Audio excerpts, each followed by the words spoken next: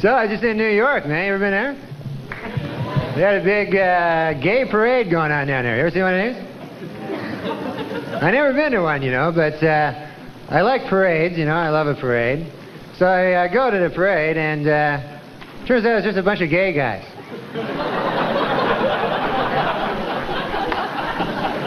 Hell of a parade that is, huh? Imagine that on the TV, you know, you got Willard Scott and Faith Daniels. Okay, here's a big parade here. Here we go. It's a bunch of gay guys. Look at there. And here comes some more gay guys there, and there's a bunch more gay guys there. Well, hell of a parade this turned out to be here. But what are you going to do? I wish all gay guys come out of the closet so you know who's gay, nobody cares, everybody just lives together, you know. What I don't like is when you don't know, everybody's suspecting you. You know, especially if you're a guy, you know, no matter who you are, if you're a guy, you know, your buddies are behind your back there, you know. Gee, I haven't seen Fred with a woman for a few days. Well, yeah, now you mention it. He asked me to go swimming with him. Oh, Fred's gay! Come on, let's go tell everybody. Fred's gay over there. What are you going to do, man? Actually, I was reading this book. They said every guy, at some point in his life, questions his sexuality. Like, wonders if maybe they're a big gay themselves, you know? Like, you ever have a moment like that where you wonder maybe you're gay? You know, like maybe you'd be watching the TV there, you know? Geez, that William Shatner's a pretty good-looking guy. Hey, wait a minute, I'm a guy now that I think about it here. Let me see, I'm a guy, William Shatner's a guy.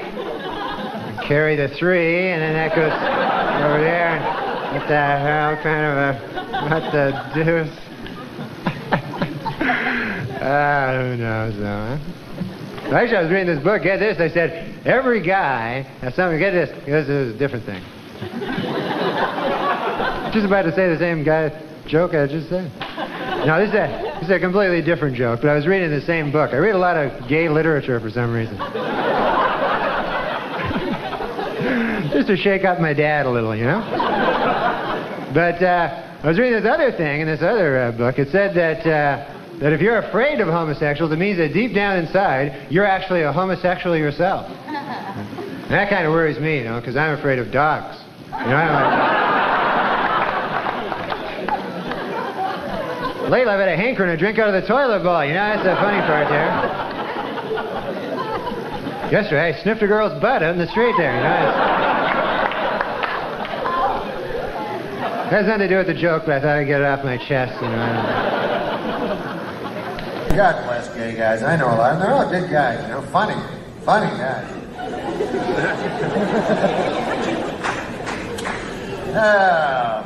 One time I was like, you ever see a gay pride parade? That's taking a little too far to me. Being proud or something like that. Because, you know, that's just what you are, man. You're gay. How can you be proud of that? You know what I mean?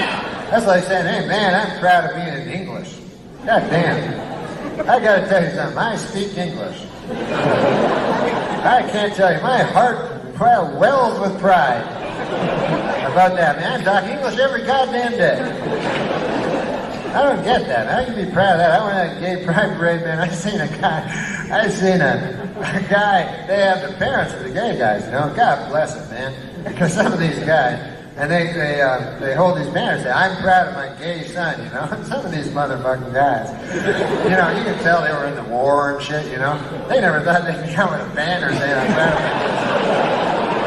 You know, the mothers are nice, the guys are like, kind of proud of them, I guess. But seriously, are they actually, you know, bragging about their son being gay? Or they down at work, hey, Billy, man, I gotta tell you something about Jimmy. God damn, we're so proud of him. He graduated Harvard last year, first in the class. God damn smart kid, man. He's articling now, you know, over in the Cambridge area. Oh, my God, next year he should be a full partner. Oh, hey, did I mention he sucks cock? Oh, yeah. Oh, man, this guy loves cock in his mouth, his ass. It's unbelievable. Yeah, I got a picture of him here. Yeah, here's the guy with 5 cocks in his mouth. Right there. God damn, that guy. I don't know how he does it, but I am just so proud of that picture. That's the picture I'm most proud of. I'm blowing 5 dudes.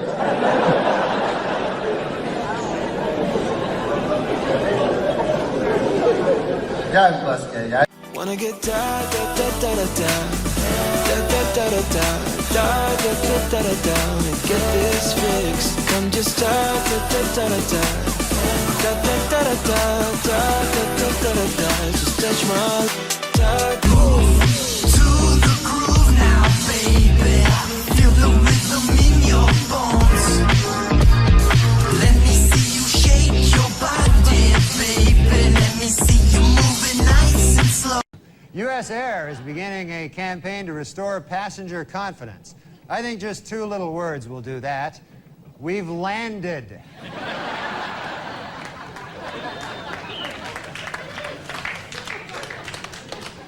Airline travelers' complaints have risen 22% over the last year. The single most common complaint was, they lost my baggage, followed closely by, I didn't like being in that fiery plane crash.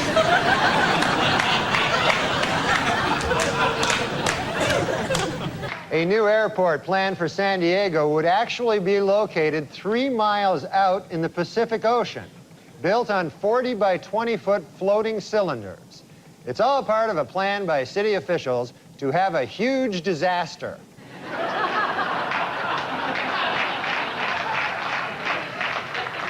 As of next week, ValueJet Airlines says it will discontinue service to Mobile, Alabama. According to airline executives, this cost-cutting measure is expected to save the company over $200.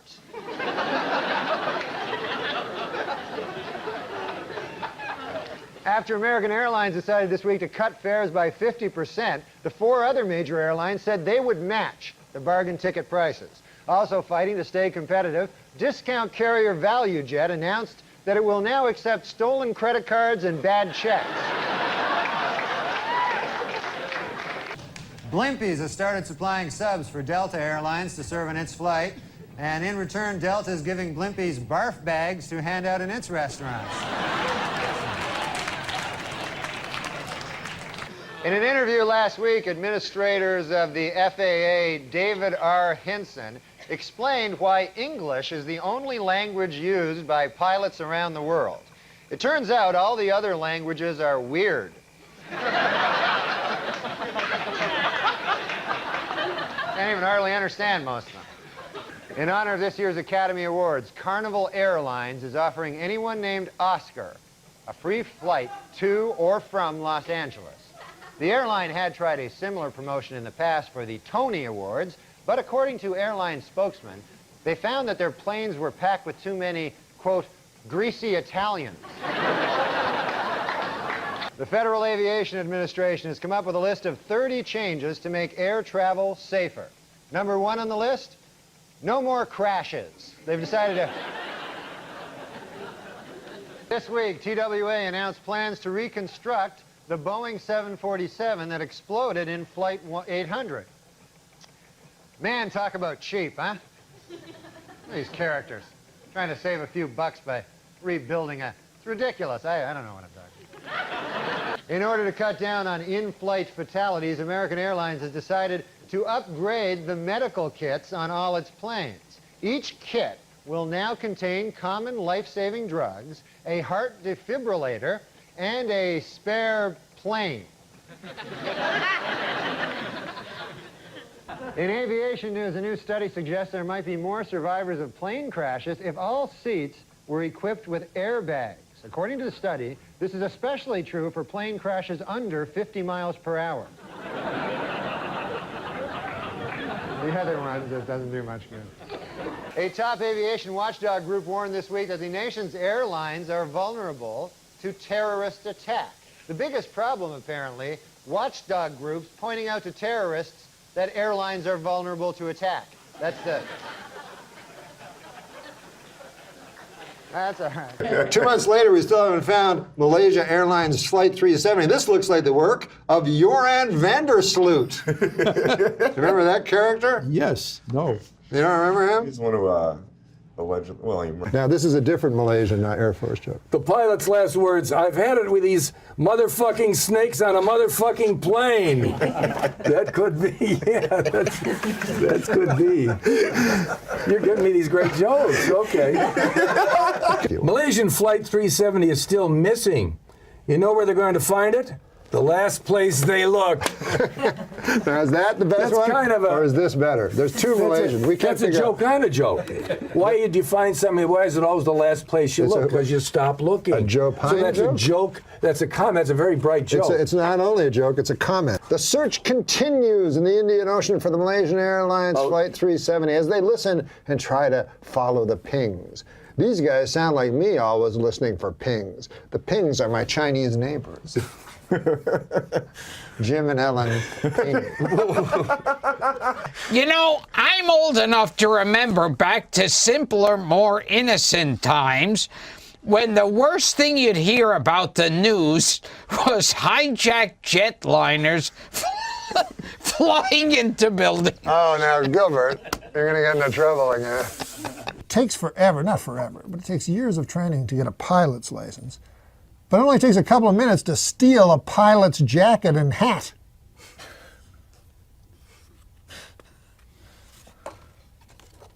And then do some, terrorist act, I guess. Yeah, I guess I was not living because I was thinking it was going to be a terrorist. You were worried about a terrorist act. I was a little nervous. Did you see Olympus Has Fallen? No.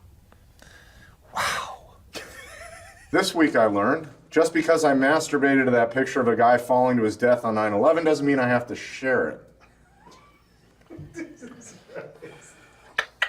Hey, for the 9th consecutive year, Nick, JetBlue Airlines ranked first for satisfaction among all North American airlines. But you know what ranked least in satisfaction? 9/11 Airlines. What a terrible name for an airline. It reminds me of that tragedy. Oh, 9/11. Yeah, don't laugh at 9/11 What? again. 9/11.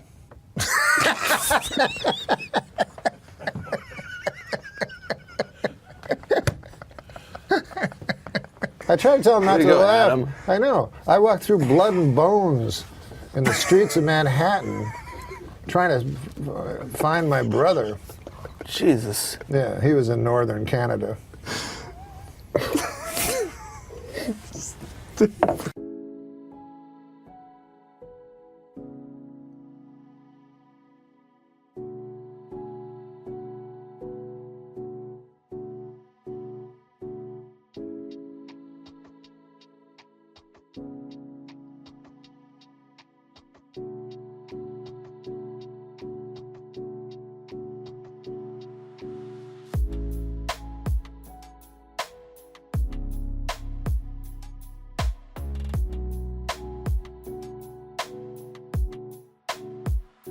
First of all, Amy Schumer came from last time. Amy Schumer, I consider Amy Schumer the funniest person on the planet. If you take me out of the equation. No, I meant me. Oh, that's why you were coughing? That's why I was clearing my throat, yeah. Not you. I thought you were clearing your throat for me. No. No, taking you out of the equation. Yeah. But you're funny in a different way. Yeah, thank you, buddy.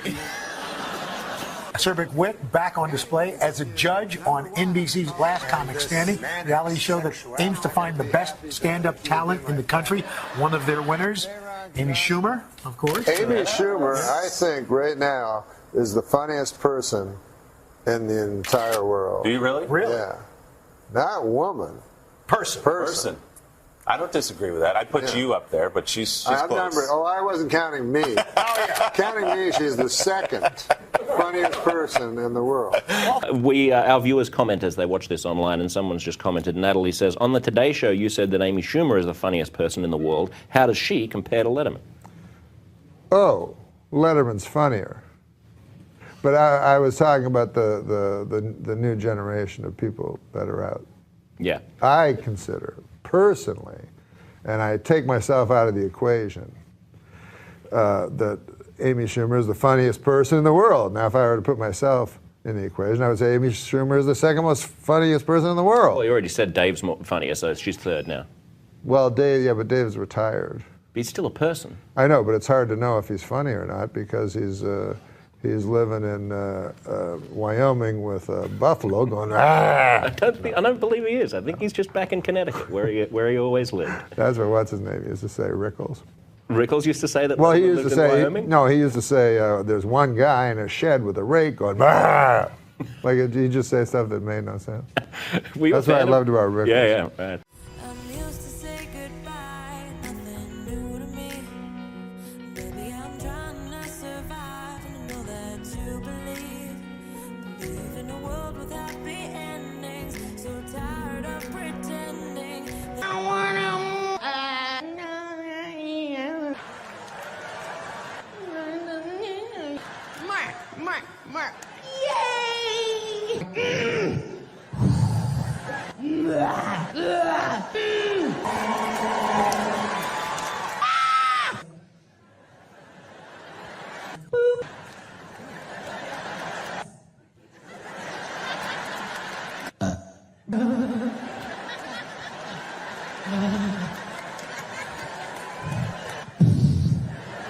You know, they edit it and they put it together and they ask you questions that maybe you don't want to answer. Right. And they put things together that you're saying and you know, I'm a fucking dumb guy. I get confused and shit. So they were asking me about a whole bunch of things at the same time. Well, they were asking you about Louis C.K. and Roseanne. Now, Roseanne was someone who gave you one of your first breaks in my show very business. first job, yes. You were actually writing I on love Roseanne. yes. And Louis is a friend of yours. Louis is, you know, the greatest comic there is. And in the defense of them, somehow you got to this point where you said, well, hey, it wasn't really a defense of them.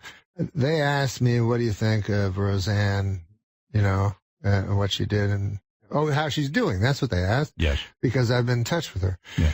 So the day it happened, I phoned Roseanne because I know Roseanne and she was crying and she was so, you know, upset and heartbroken. You know, I felt so bad. And so, I said, I don't know what to say to you, Roseanne, because I've never been through this, you know? And I said, let me ask a friend of mine that's been through this. And I was talking about Louis C.K. Now, Roseanne had been really hard on Louis C.K. yes, when he was in his controversy, she blasted his and ass. this was before he got, you know, written up. Yeah. She said, she named him. She said, fucking Louis C.K. is doing a lot of bad things. So, so you had the idea that they should talk to one another. Louis did. I talked to Louis, and I said, I was worried about Roseanne. Because I talked to her for 2 hours in a row. I was just crying the whole time. And I was like, I'm kind of worried about Roseanne. You know, she's not the strongest person mentally. Right. And Louis said, I think... real bad sexual abuse. I do too. Rape, everything. Yes. And they go through... It destroys their life. They're never the same. Oh, of course not. Their whole bodies shake at the thought of it. Some of them even black out when they think about this thing. It's horrible. So I know that. And of course, you know, you'd have to have Down syndrome. Not to know that. My new word. Down syndrome. Right. That's a good word. You'd have to have Down syndrome to not feel sorry for, you know, of course, Me Too is what you want for your daughters. You know what I mean? And you want that to be the future world, of course. Right. And I meet all kinds of women that have the terrible stories, you know, about what's happened to them. But I wasn't talking about the victims. I was talking about, they asked me about Roseanne. They asked me about Chris Hardwick. They asked me about Louis. And I told them, you know, like if someone murders someone, you know, and goes to jail, right? And then he gets out of jail after 10 years. And you go, I'm going to give this guy a job washing dishes because he's done his penance. Right. Nobody goes, well, what about the people he murdered? Well, of course, they had it off worse, you know. Yeah. But I'm talking about the murderer. Give him a dishwasher job, you know. So do you think that the writer somehow merged all of these thoughts into one thing, or do you feel you were quoted inaccurately, or do you feel like you were treated fairly? Well, I don't know. The original writer was for the Hollywood Reporter, right? And he wrote it, and that wasn't the headline. Right. And so I don't know if he even noticed or anything. And then another place called Vulture, which is a WW computer. Yeah. They wrote, Norm MacDonald defends Louis Anderson. Louis C.K. Louis C.K. You can't defend Louis Anderson. What did he do? I defend, it says, you know, in the headline, Norm MacDonald defends Louis C.K. and Roseanne Barr. And I never defended them, you know?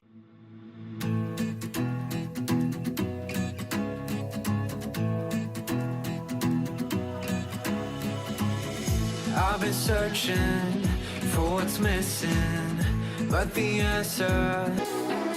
Norm MacDonald has become a huge hot topic over his comments about Roseanne and Louis C.K. and the Me Too movement, and it led to the Tonight Show, you know, saying that we're going to cancel the appearance, but we wanted him to come and clear the air. So please welcome Norm MacDonald.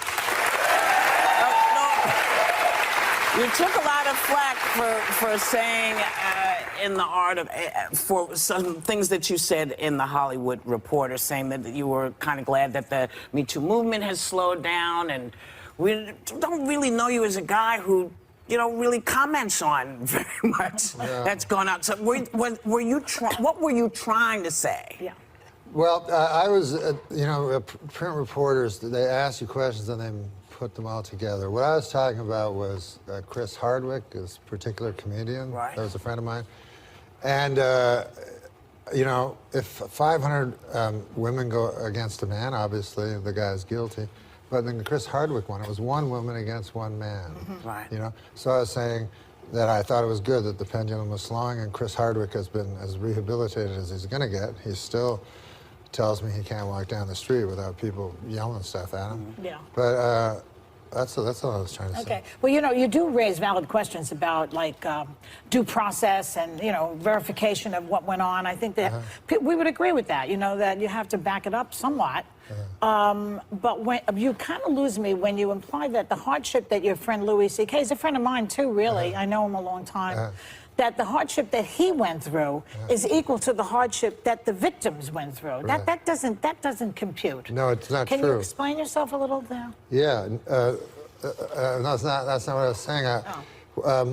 When this happened, I was working for Roseanne when Roseanne's thing went down, and I called her the next day, and she was crying the whole time I was talking to her. Right. I've known Roseanne for a while, and I was worried about her because she seemed really, really in a bad place. And I said, I can't really talk to you about this because I've never been through anything like this.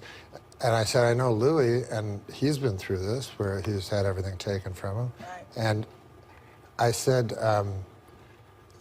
not many of us have gone through this, and so you should talk to each other because and then the guy said, what about the victims? And I said, well, the victims haven't gone through this. I was talking about this particular event. Of course, the victims have gone through worse than that.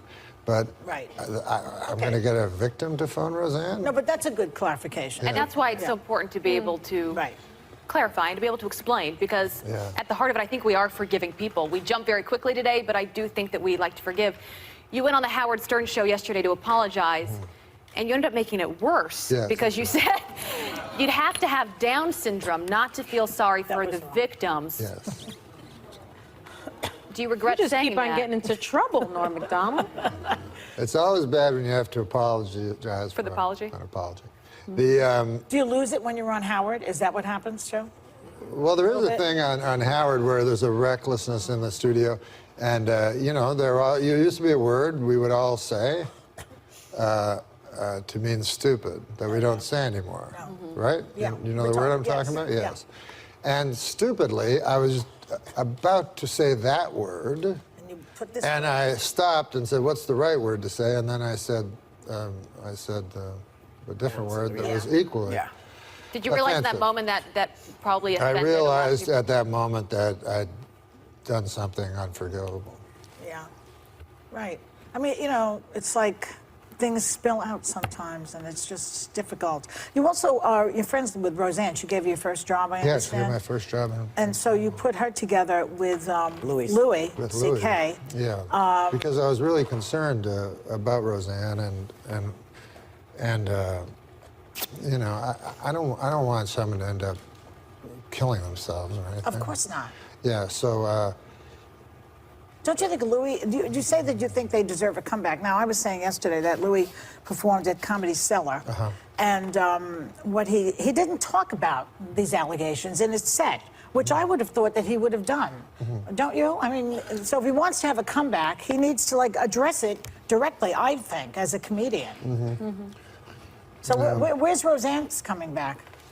Geez, I don't know if Roseanne could ever come back. Are you worried to speak now because because of the backlash that you've received this week? Now are you thinking twice before everything comes out of your mouth? He always Seems that way. This is how he's a slow talker. He's a talks like that. But I think just in general, in general, we all have to think very carefully about the words that come out of our mouth because you risk offending somebody or a number of people. Well, Joy's often said that PC, political correctness, is killing comedy. It is killing comedy. Do you agree with that? Yes, Even I in the agree clubs with that. where it's a small group. Yeah.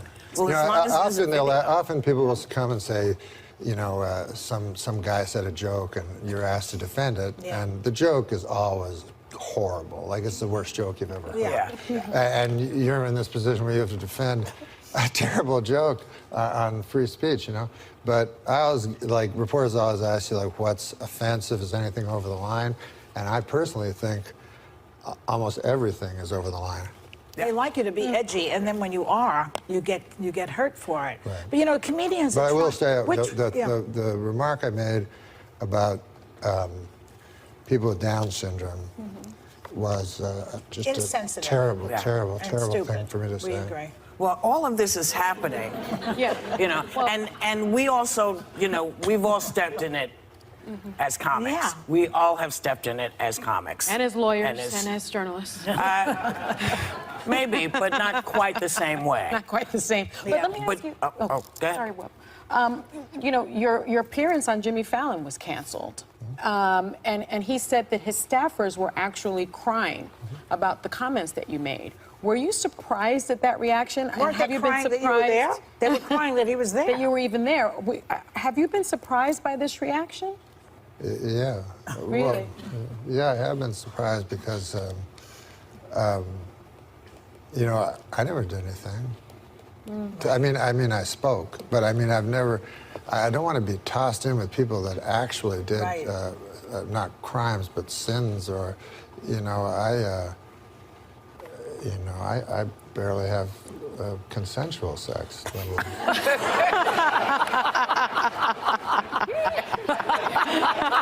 The porno magazine that they're putting in is Hairy Guy's Ass Illustrated. Really? Yeah. Well, if you're going to only allow one, I would think that's the one, you know, probably. It's a good magazine, though. It is a good, you know. It's not. It's not all just pictures of hairy guys' ass. The articles are good, actually. Yeah, I just read it for hairy guys' ass. Well, see, that's you, Andy. Just people are all different. He was telling me before the show that last week he went to the hairy guy's ass mansion. It was great. Why didn't you? Andy has all the fun. He gets to all the big celebrity parties. Right. Him and Jimmy Kahn. You're picking Dole because he can do an impression. Yeah, you know, your reasons aren't much better. If I was going to pick a guy just because he showered with a lot of black guys, I'd pick Andy or something like that, you know? You know? People don't have to know that. No, he used to play ball. He used to play college ball. Sure, he was, yeah. In every branch of the armed forces. Do you have a hero? Norman Fell from Three's Company. That's your hero? Yeah. Mr. Roper. Yeah. No, Mr. Roper? Yeah. That's not a good hero. That's all I got. Better than this guy's hero is some gay porn actor. Anyway. What are you talking about? What? I don't know. Insane. No. That doesn't mean a guy's gay. I'm not saying that. Because a guy watches gay porn all the time. Cut to a single. Just of Norm, really? Gay porn. I enjoy gay porn. I'm not gay. Gay porn is a genre that just cuts across all demographics. You know? Young people, old people, straight people, the gay people enjoy it. Everybody likes gay porn. But this guy really likes it. First ruined my reputation, you know. I'll Just tell you in something. passing. This guy is not gay. If anybody's not gay, it's this guy. Oh, I'm so... Seriously. I am so totally straight. Oh, yeah. No, you are. I love the ladies. No, he does. No, he likes girls. Before I start with my jokes, I just want to say, like, I said a thing on last show about Andy enjoying gay porn. Right, I remember you saying that. And I thought later, that was just a stupid thing to do. Well, I guess it was all forgotten until you just brought it up. So, he doesn't like gay porn, you know? He doesn't like gay porn. So anyway. I can't stand gay porn. Right. You have to give up stuff on Lent. So every year on Lent, I give up stuff. And I made up a list, you know? Oh, really? Of stuff that I gave up. So I have it here in my pocket. Can I read it? I would love to hear what Norm gave up for Lent. Yeah, I gave up spending thousands of dollars trying to methodically seduce Andy's wife. No more of that, huh? All right, that's very nice. Good for you. What a relief. Plus, it gets in the idea that Andy has a wife. Andy has a wife. Oh, he does, I know. I have a wife. I know. And no, he has a great wife. I don't like gay porn. No, he has an excellent wife. Don't like it. All right, we're back, everybody. Stop comparing notes on gay porn, all right? No. We were actually talking about the Sports Illustrated, the swimsuit issue. Oh, yeah. You guys like that issue. No, I love it. Andy said it's his least favorite Sports Illustrated. Oh, shut up. He says he can't. Never mind. I'm going to say something. I was talking to Andy before the show, and apparently I made a mistake one time in the show where I intimated that maybe Andy was into gay porno. You remember that? I didn't, but now I do, yeah. Which he is not into, and I never meant to intimate that he was gay in any way. Right. Just that he had an obsession with watching gay porno. There is a difference. No, he's got a wife. Yeah, I know. What are you talking about? I know that. Have you ever met her? Yes. Okay, good. What are you talking about? Does exist. She does exist. She exists, yeah. That's what I'm trying to tell the people. I don't want them to think that Andy's into gay. And there's nothing wrong with being gay. Unless you're not gay, and then there's something horribly wrong with it. That's when it goes awry? Hey, I'm going to miss Andy on this show, man. Oh, yeah. He's got to leave, huh? How bad is that, huh? Yeah. He should stay. You want him to stay. You should stay. Good move. You should stay. You just Get him booing. Yeah, you killed everyone's joy tonight. No, I swear to God, though, when you sit on a couch for the living. You should think about not giving that up.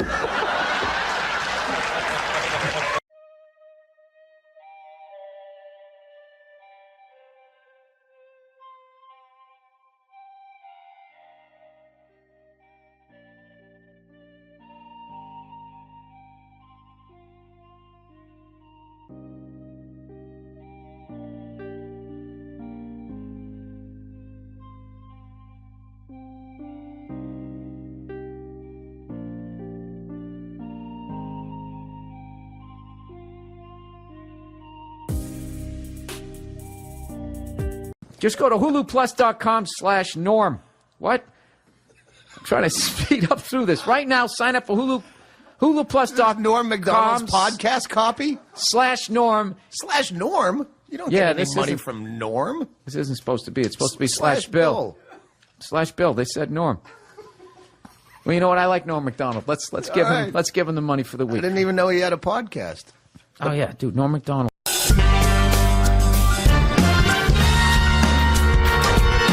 Hey, welcome to the show. This is a podcast, but it's on the TV also. And I'm here with my trusty sidekick, Adam Egas. That's right. How are you, Norm? Good. How are you, Adam? Fine. Just excellent. Fine. Yeah. Did you see him on Conan telling that moth joke? No. Yeah, you got to see it. No, I haven't. A moth goes into a podiatrist's office. A moth goes into a podiatrist's office. All right. You are correct. Dude, you know how many comics out there don't give a fuck, but kind of still do? You have to kind of still do to eat. That guy Norm truly doesn't. He's so fucking funny. One of my best opening monologue jokes ever. Did you ever see? Remember that whole thing when he was doing Weekend Update and they told him to make it funnier. So he didn't. He just was more Norm the next week. So eventually, of course, he gets fired. So then he goes off into the Hollywood world. He's got a TV show or a hit movie or some shit.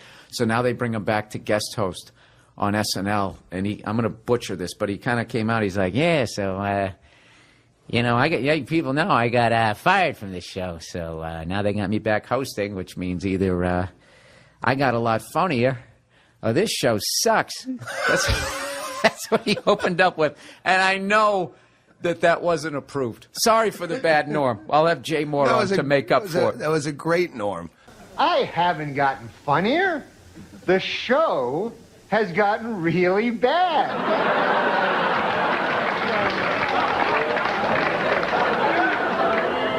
So, yeah, I'm funny compared to, you'll see later. Okay, so let's recap. The bad news is I'm still not funny. The good news is the show blows. Norm, listening to Norm on Stern or anything, any podcast, listening to, I don't know if you remember when Charles Grodin would do Letterman, and just knowing he's going on there, that it was always a fucking great show. Oh, yeah, That's and what people didn't get that he was fucking around. Yeah. That's how amazing. Norm is anytime. If Norm's the guest, I'm fucking listening. I was at a party with a friend and so I noticed you first. And you returned my gaze, knew how to quench my thirst. You took me to that room like a dream come true. The dance you performed was just for me and you. Kisses on the neck, then you work your way down. Let yourself go for me all around town. Seductively. For obvious reasons, we lost Norm MacDonald this week, which was just, I had no idea that he was even sick. And he's a guy that I knew a little bit. I was definitely friendly with him. If we saw each other, we said hello and we shot the shit, but it wasn't like someone that I talked to on the phone or anything. And I was such a huge fan of his, and I would just always end up running into him. And he just always had that smile on his face. Like as you talked to him, he would have that smile. Just a really great, warm guy. And I remember, I was trying to think what Norm's story to tell you. This one isn't necessarily funny. It was just sort of random. I went out to go see Bill Cosby in concert right before all the bullshit happened out in Pasadena. And he played this theater out there, which interestingly enough was where they had the 25th anniversary of Motown celebration, which is the first place Michael Jackson publicly did the moonwalk. I saw Bill Cosby at that theater, and I remember they had it all set up where they almost built him like a little living room. He had like an Archie Bunker type chair, a little square rug, and then like a side table where he put his water, and he just came walking out, and there was no mic stand. It was just sitting on the chair, and he just came out.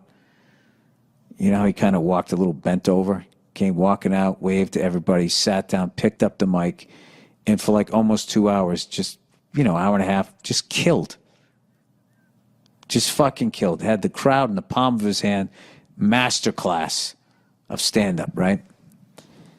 So I leave with my lovely wife, and I go out front, and who's standing there is Norm MacDonald. He was like, hey, Bill, hey, how you doing? And I talked. It was like, no, what's going on? I was so psyched that he knew my name and all of that stuff, and I think I had met him before. And then we just stood there talking about comedy and how amazing it was to see Bill Cosby and how good he still was. Like I said, this was before all the bullshit happened. And my admiration for the guys, it went even higher. That I understood why I was there, but I thought Norm was so good that he didn't need to be there. And he was still there, still trying to learn and everything. And I was thinking like, wow, this is why this guy is so fucking amazing. And, he's just was somebody that you couldn't just watch one video of him like, you know, I was saying to Verzi how like guys like Ric Flair, Norm MacDonald, there's a few people, if you click on their videos, it's like say goodbye to the next 2 hours of your life, because everything that they did is so interesting and so different and so funny. And one of my favorite Norm MacDonald things that he ever did, you know, because so many people like pretend that they don't give a fuck, you know, both in my business and in other businesses. You got I don't give a fuck. Hey, you know me, I don't give a fuck. You know, those people that advertise them. Like, that guy clearly, in the best way, didn't give a fuck. He really cared about people and stuff, but like he did what he wanted to do. And when he was on SNL, how big a gig that was, because there was so few channels, the internet hadn't blown up yet, and even with basic cable and everything, I mean, it was still, if you were on Saturday Night Live and you were doing Weekend Update, it was one of the most coveted gigs a comedian could have. And you were part of this lineage of, you know, at that point it was, you know, Chevy Chase, Jane Curtin, right on through to Dennis Miller's reign when he did it. And, you know, did Colin Quinn come after? I think Colin came after, but it was always just like the best of the best comics that they had doing it, and continued on with Tina Fey and all of them. And no one's walking away from that job. And if some suit at NBC tells you they don't like the jokes you're doing and be funnier, you know, you're shaking in your, I'd be like, oh, fuck, you know, I'm going to lose this big gig. I don't want to get fired. I don't want to piss these people off or whatever. I guess he was doing all those OJ jokes, and somebody, I forget how the story went. There was somebody there that knew OJ or something and was telling Norm to back off and move on to something else. So what does Norm do? He just doubles down and he just does even more OJ jokes, which is like, you know, the balls that took to do that. And he ended up losing the gig. He got fired. And people loved him and he was fucking hilarious, but he, you know, he didn't back down to the big fucking guy over there, and he ended up losing the gig. So, you know, as luck would have it, I think it was Dirty Work, came out like a year and a half later or so. So he has to promote it, and he's on the press thing. So Lauren has him back and has him host the show. And I remember he went out there, and his opening joke, he just comes out. And he was just like, something like this. Yeah, it's good to be back. You know, I actually got fired from this show about a year and a half ago because they said it wasn't funny. And now here I am. I'm hosting the show. So that means one of two things. Either I got a lot funnier or this show sucks. And then he had that big shit-eating grin on his face, and he started laughing. And then he proceeded to do a bunch of OJ jokes. Then it occurred to me, I haven't gotten funnier. The show has gotten really bad.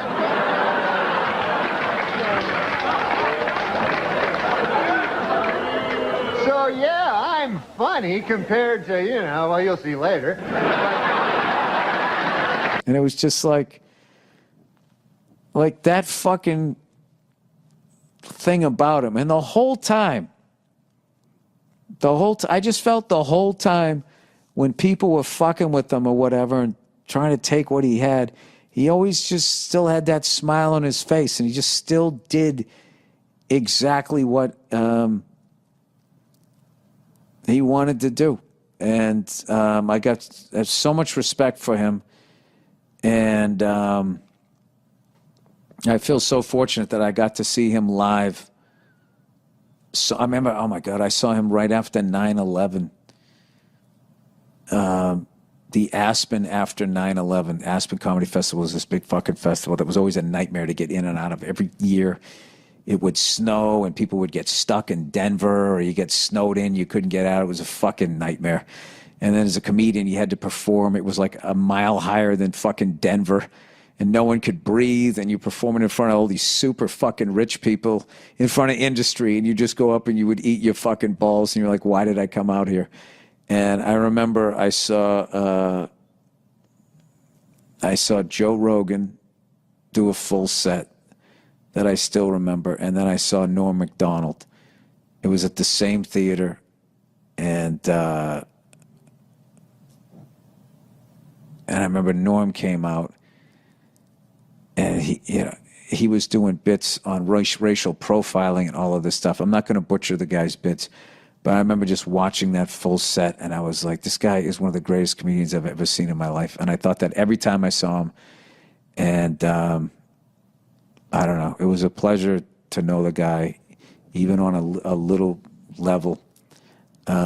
Just a massive, massive, massive loss to not have him around. And especially now with all of this stupid fucking cancel culture horseshit that is going on, which has way, way, way overstepped its bounds. As it always happens, no matter who's behind it, it always ends up, starting off with something that makes sense, and then that becomes the overreach, and then it just becomes like, hey, is it me, or did you literally become what the fuck you were trying to stop? And we, I don't know, as a comedian, really needed a guy like Norm out there to be eviscerating it and making fun of it and still doing what the fuck you want to do. So if there's any other young comics out there, if you want to see how it's done, watch that guy, because he was the real deal. All right? So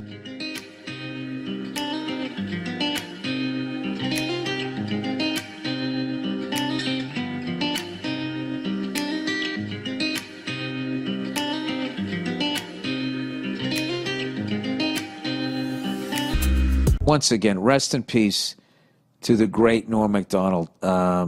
Just truly, without a doubt, one of the greatest stand-up comedians I ever saw in my life. And just such a great guy. And it's just so sad that he won't be around anymore. But I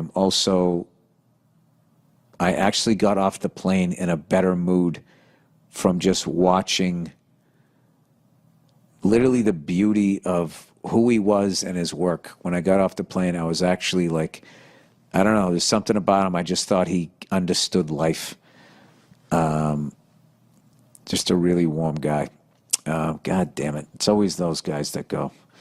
So there's your lesson. Don't be nice. You'll live forever. All right. He's like the guy, and you're like the little What guy. Little guy. I'm You're like the Aaron skinny Paul, guy. and you're like Cranston. Yeah, you're Cranston, and you're the other guy. Yeah, I'm the little shit. And you just throw him around. You're on a show that almost was the precursor for. Oh, it definitely was a precursor. That's a good word. Yeah. Because that's in Breaking Bad. But Yeah. also, Weeds was like kind of broke down the door for Breaking Bad. broke down the door Yeah, for yeah. Breaking Bad. He says.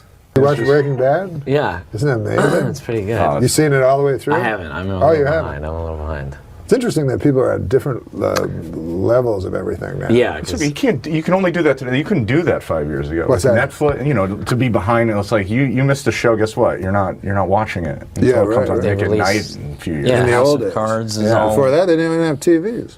before That's true. TVs. You Yeah, mean? sure. Yeah. You're saying before TVs? Yeah, nobody there talked were about no Bryan TVs. Cranston.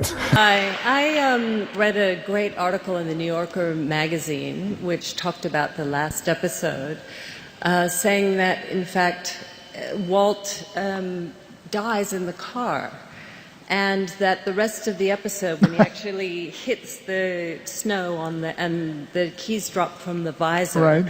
that in fact becomes kind of a whole fantasy of how Walt wants to see everything end. But in Fantasy fact- dream sequence ending, yes Sure, or no? sure. Which I thought was really good, and I just wanted to... That is interesting. There's a comic, a comedian named Norm MacDonald who I think was sort of promulgating that, and I think he has a webcast I'm going to go on, a podcast I'm going to go on at some point to talk about.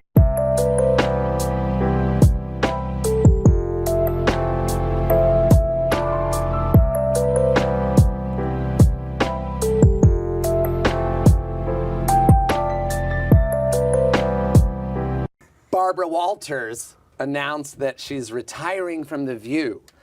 Well, actually, she announced it 5 years ago, but no one could hear her over those yammering bitches. See? all remember our first guest from Saturday Night Live, where, among other things, he hosted the Weekend Update. Remember that? But he was so committed to doing an imitation of Bob Dole, he even took Viagra himself. That is really... Now he's the host of his very own show right here on ABC. It's called The Norm Show. Take a look. Hearing is 3 o'clock. And don't worry, because with the help of a little oxygen, you're going to be as sharp as a tack for that review board. Oh, wow. I just remembered where I left my Lincoln logs in 5th grade.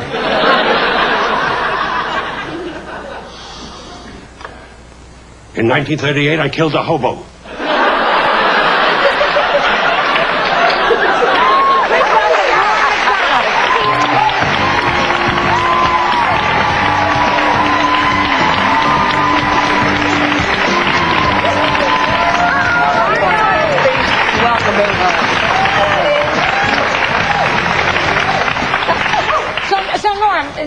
Do a little Bob Dole for us. Bob Dole? Yeah. Would you? You want me to do it? Yeah, do it. It's a kind of an old impression, you know. It's in the news again. It is? Yeah. Well, I try to work on new impressions, you know what I mean? Like fresh, torn from the headlines of the newspapers, of the journals, of the, you know.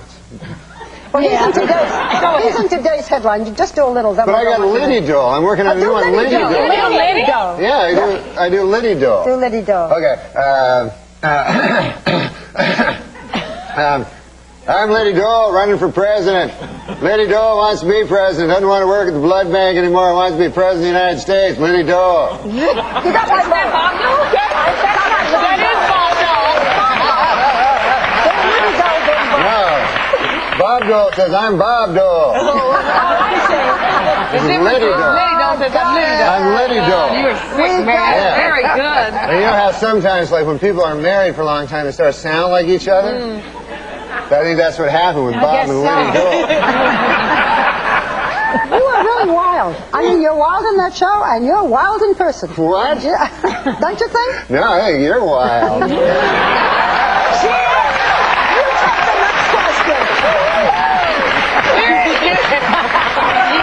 You hear us talking about the Friars Club roast and everything, and you know, Joy is the queen of the Friars Club. I went to that Friars Club once. I never seen a roast or anything like that, Joy, but I went one time. I loved playing poker. I had a bit of a gambling problem for a while, and I couldn't get enough poker games, right? So this dude, he told me, you gotta go to the Friars Club, man. There's a big poker game there, right? I have to talk to 4 people here.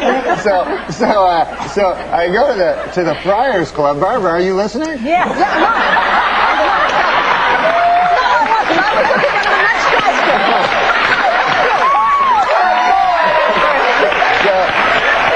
So I'm at the Friars Club, and they tell me there's this big poker game, right? So I go there, and there's all these old dudes there, right? And they're all comics from like 50 years ago, and I don't know who the hell they are, you know? And it's not like famous comics like Milton Berle or anybody like that. It's these B-level comics from 50 years ago, you know? Like Freddie Roman and dudes like that, right? So they're all playing poker, you know? They're all playing poker. And I'm playing poker. I just want to play poker, but they're all like making jokes, you know. And every joke they're making involves me being a gay dude. You know, you know what I mean? Like they'll go, here you go, kid. Here's be like a queen. I get a queen. They go, here's a lady for the lady. And they'd all laugh, you know. And I didn't notice at first. I'm just playing cards, and all of a sudden I realized every joke is me being a homosexual man, right? So I'm not a homosexual man, as you well know. So, He's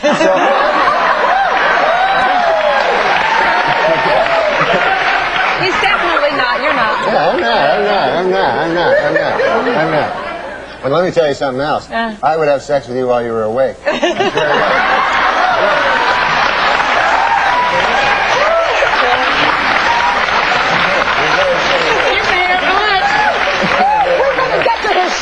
You've got your novelty for me. Go ahead. No, there's no story. It's just, and then I'm playing, and then all of a sudden this old dude next to me goes, kid, just you gotta show him what you're made of. You insult them too.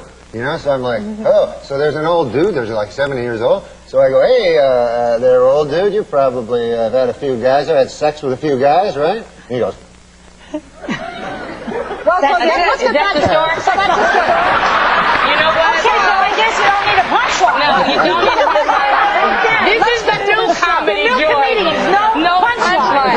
If you think this one is funny, then you have to see the Norm Show. Now, I have to actually write down your character. It's a tax-evading former hockey player sentenced to community service as a social worker. Yeah, that's right. Yeah. You just couldn't come up with a guy named Joe. No, it's this person here. Yeah. But I'm told, even with this comic timing, you can't remember your lines. I can't memorize stuff. You know what I mean? I'm not good at memorizing. We only have 1 minute, by the way. You can read. So what do you do? He wasn't holding up that finger, so go ahead. That's a funny one. No. What do you do? Well, you weren't listening? What do you do? How do you memorize? How do you I can't do it? memorize things, because in each script we get each week, there's like 600-700 words. Wow. You know? And you have to say them in order. You know what I mean? That's really hard. That ain't easy. What is it like on the set of that show with you? What is it like? Well, what do you mean? What do I mean? Well, because you're so average. She thinks you're wacky. Well, I'm just saying it's hard to memorize. We're not walking around the set going, hey, you know. What do you do? He's being critical of us. I love this show. No, what I do is I try to, sometimes, if you watch the show, sometimes you'll see, I'll forget a line. Not just have you on, we have to watch it. You have to watch the show, yeah. Okay. No, but sometimes, geez, this is a long minute. Sometimes, if you watch the show, you'll notice, sometimes maybe during the show, there'll be sometimes 20 minutes will pass where nobody will say anything. You know what I mean? Because it was my line. But there's ways to cover. Sometimes I'll just read a newspaper. You've admitted that you're lazy. I think you've read 6 books in your life. I've read 6. 6. What kind of a woman would be attracted to you, do you think? Well, I have a lot of money. Oh.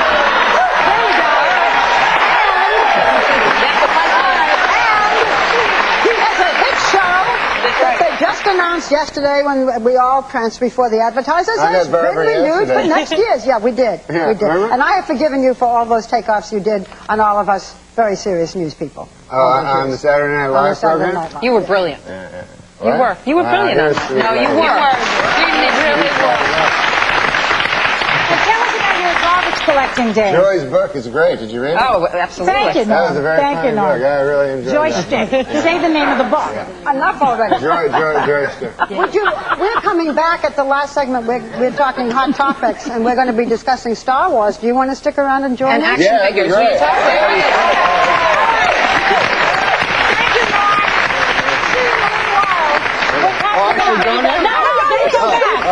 You're going to come back. And your minute is up. Okay, be sure to catch The Norm Show tonight at 9:30 Eastern right here on ABC. Later, Barbara's showing you her eye makeup secrets.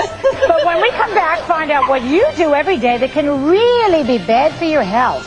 We'll be right back.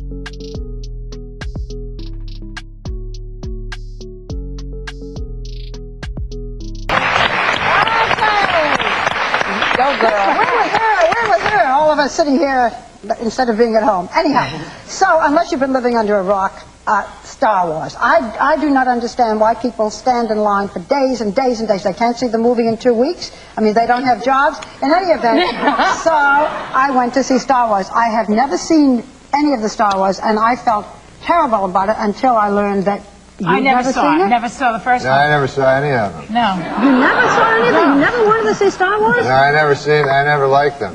I don't like those science fiction because my dad always hated them. And you know how you try to be what your dad, you try to be, you know what I mean? And I remember when I was a kid, I watched that Twilight Zone. Remember that show? And oh my God, my dad hated it because it was too fantastical, and he thought I should be doing the chores. And I remember one time, me and my brother were watching Star Wars. My son was. Have you ever seen Star Wars? This goes on. That's Norm. We only have 2 more minutes. I was just giving you a little backstory. But me and my brother were watching the Twilight Zone, and then my dad walked by, and we were watching, and we were all excited about this Twilight Zone. And then my dad walked by, and he looked at like the screen, and he said, "I suppose this one's a goddamn ghost." Oh, well, that was funny. Okay. Anyway, we're going to give our quick review. So, I had never seen it. I thought all of the, you know, the mechanical figures and all of that, I thought that was fine, you know, but it was okay. What'd you think? Well, I tell you, I did love the pod race. That's the best part. There's this race in the middle of it. I'm a big Star Wars fan because What about Harrison Billy Ford, D. Williams? I bet you like him. race back in the day with the real original Star Wars. I hear that was better. Yes, with my man Harrison Ford playing Han Solo. Now that was some Star Wars. Now, I have to tell you a confession, Barbara. I fell asleep for 10 full minutes in this Star Wars. I was watching it. What happened? I did too. You did? Yeah, sort of in the middle. And you never go to Star Wars. No, you know what? I'm not interested in You know what Star Wars. I'm happened? You know what interested- happened when she fell asleep? Meredith's husband had sex with her.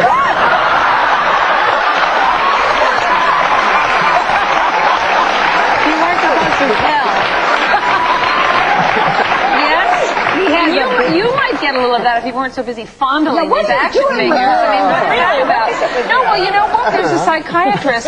Is it from Harvard? I think it is. Who's been studying these figures and noticed that their muscles are getting bigger, and boys have body images. They don't talk about it, but they do body image problems. And part of it is because of these action figures. They see these and they want to look like them when they get bigger. have the same problems as girls. So what are you doing with that poor action figure? Oh, I'm fighting. I am Tom Glavine. I will beat you. Did you ever have a body image problem? Yeah, Or do you because I'm now? really, really thin, so I always wear like lots of clothes because I'm ashamed of my thinness. No, seriously? Yeah, look, you can put your whole hand around my wrist. See how tiny it is? Most boys are built That's not good thin. for a boy. I mean, if you want to look like this, boys now know that if they want to look like this, they have to take steroids or turn gay. That's how you look like this. But you're very tall. I was going to take those Doesn't that make up steroids. for it? What? You were going to take steroids? Yeah, but then I found out, you know that they shrink your testicles? Did you know that? I swear to God. You know what? If you look at this little action figure, I'm telling you. Unfortunately, we're out of time. Too bad. And I have to say, Norm, that speaking as you just did, you fit right into this panel. And we may just add you every day to our Hot Topics. Norm, you are Thank you. We'll be right back. Good evening, I'm Chevy Chase, and you're not even halfway through the show. As you may recall, I was the original anchor on Weekend Update. It was back a long time ago. I mean, I was back when the only person in Betty Ford was Jerry. You know, really never anticipated that I would be forever known as the guy who did Update the best ever in the world.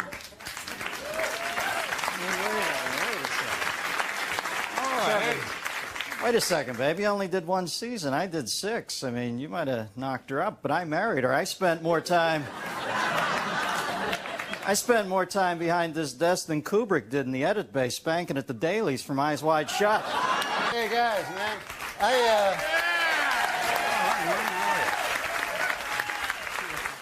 I was just sitting at home watching the TV there. Yeah. And,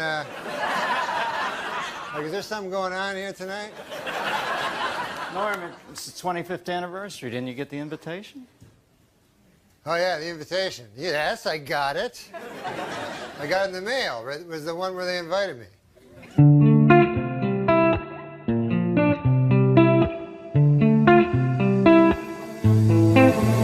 Little one, you've been away so long, and I need you now more than forever.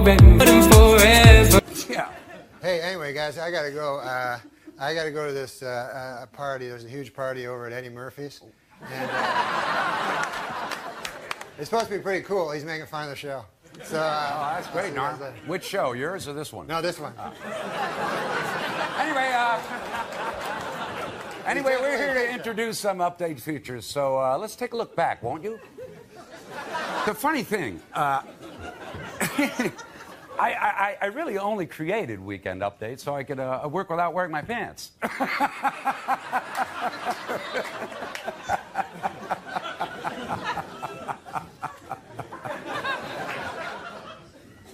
Why is it that you can't, England's not doing well financially. Right. Can't you get you call them your mates? Mm-hmm. They're friends. Yeah. Everybody else in the world, they call them mates. Sure. Get a couple of dozen of your mates and go down to that Buckingham Palace and kill the old bag. To what end? Money. Right.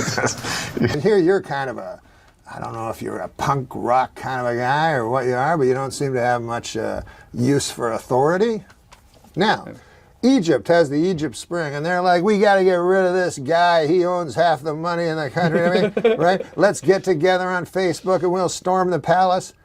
I feel in England, the people here in this room could get in there and take. The Queen has all the money. She's got a lot of money, hasn't she? She's the richest woman in the world. Are you an old sea captain? What is this shtick that you... Are you drunk on rum? We were talking outside about why you never guest hosted for some of the... I thought you were going to say why I'm beginning to realise. But, it's what's weird is you're not even drunk. And yet it's the illusion of it is extraordinary. Have you had a stroke? Or have you had a breakdown? It's a breakdown. You just had a little light breakdown on the way in the car.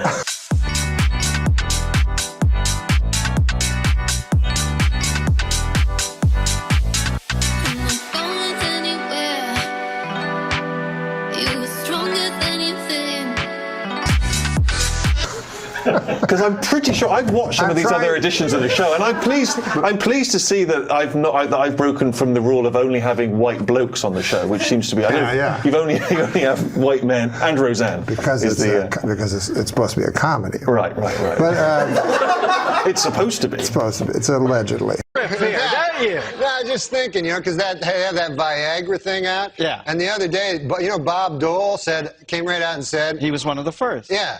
And you don't want to hear about Bob Dole's cock,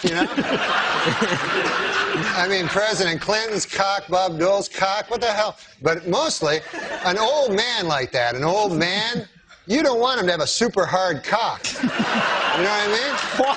Why? Because an old man, you want him to be got a pipe going, a newspaper, the dog at his feet there. Well, that in some corners is considered pipe. Oh. But now they're going to have to create some goddamn pill that makes women aroused at the sight of a fucking 70-year-old dude with a super hard cock. You know what I'm saying? It's crazy. This is Viagra. It's insane. And you know what it's for? Impotent people. All right, it's for impotent guys. So get this. I read this. The pill can make your cock hard for 4 hours. Right. So now, who has the 4-hour hard cock? The impotent guy. The rest of us are fucked. Me and you got our regular cocks. Meanwhile, fucking Spade is, Prefer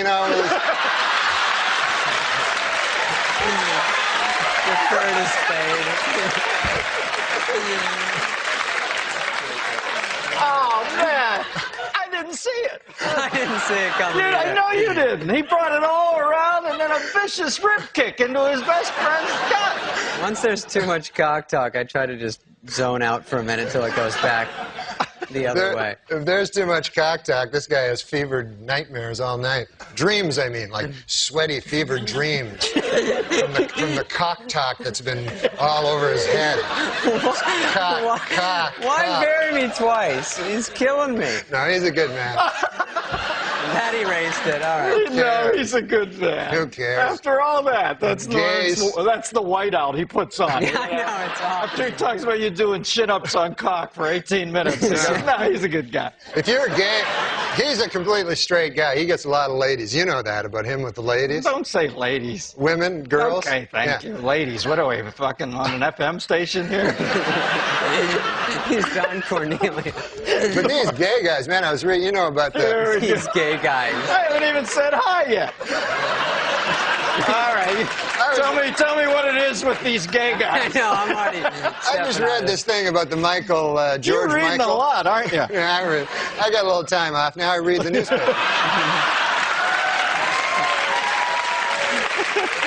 And this really strikes me about the gay community. I don't know if they're a community, but...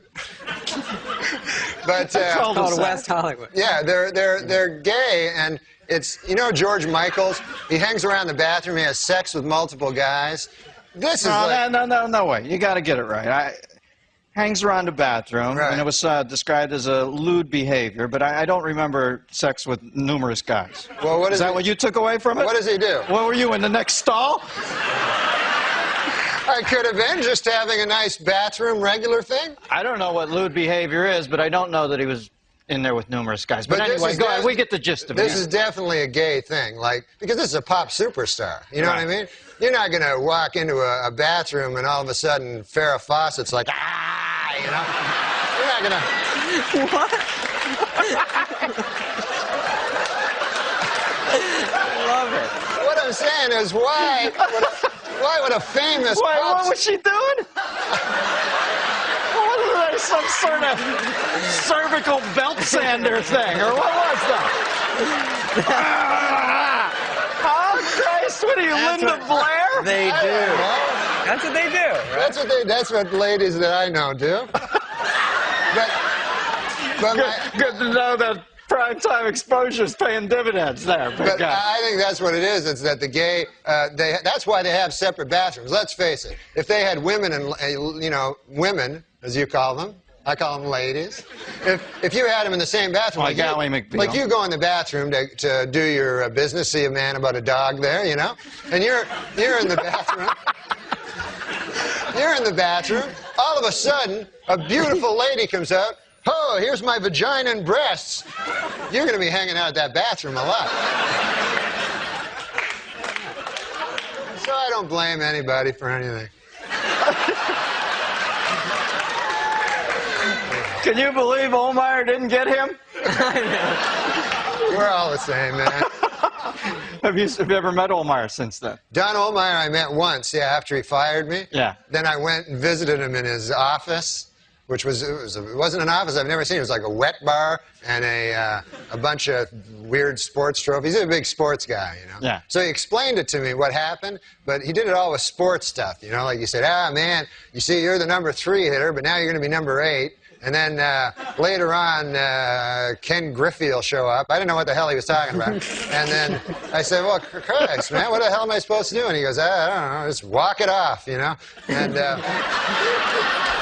I'll put it in sports terms why you got fired. You were fucking with OJ too much. That's exactly why you were fired, man. Well, I don't know. That's his buddy. Yeah, it's his buddy. Yeah, well, that's why you got canned. OJ's a good guy. I mean, he's not... Well, we got to end on that, Normie, but there's what they'll remember you by. OJ's a good guy. Man, Thanks for coming on. Norm MacDonald and David Spade. Stick around, guys.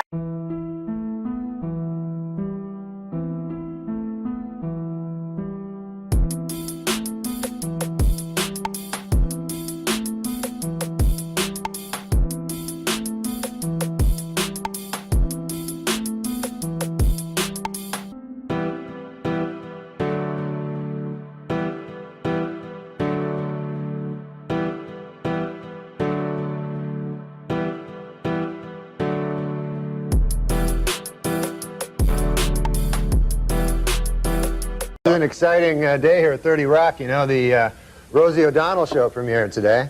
And I was in its tapes at the same floor as Saturday Night Live on 8H. They had flowers sent. There was the whole, it's unbelievable. You know, people must love her. There's flowers all along the entire 8H. Right. All flowers. They're sent by, like, there was one from Madonna, one from Elizabeth Taylor, Regis and Kathy Lee. I've never seen so many flowers. It was... I didn't even realize you could eat flowers. I didn't even know that.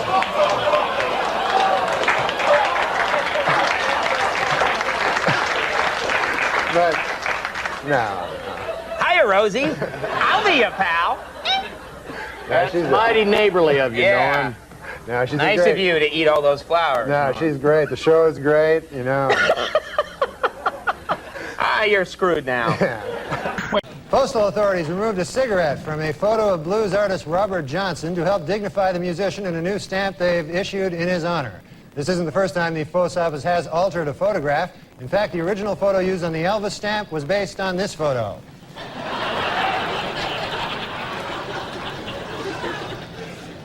King enjoying a hoagie.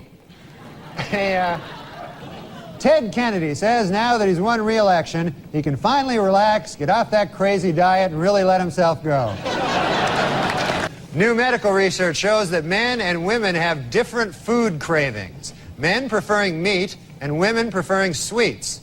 Scientists trace this back to caveman days, when men had to go out and hunt for food, while women sat on their fat asses eating chocolates.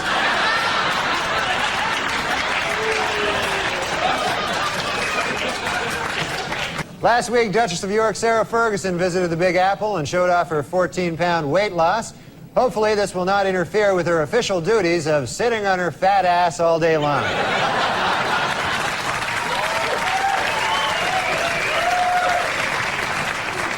On a talk show recently, Joey Buttafuoco said of Amy Fisher, "I hope she gets hers and dies in prison like Jeffrey Dahmer. And when she does, I will go out and eat cake." Moments later, however, he admitted, "Look, I'll be honest with you, even if nothing bad happens to Amy Fisher, I'll probably go out and eat cake."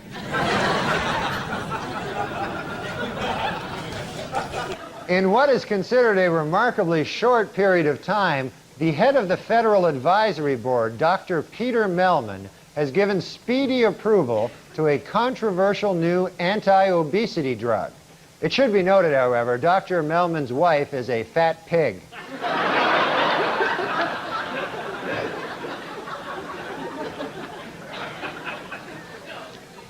This week in Minneapolis, the Minnesota Obesity Center officially opened.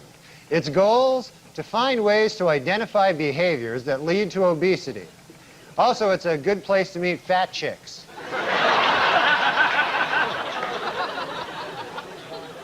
And in California, Christian Brando was released from state prison Monday after serving nearly 5 years for killing his sister's boyfriend. Meanwhile, his father, Marlon Brando, ate 9 pizzas.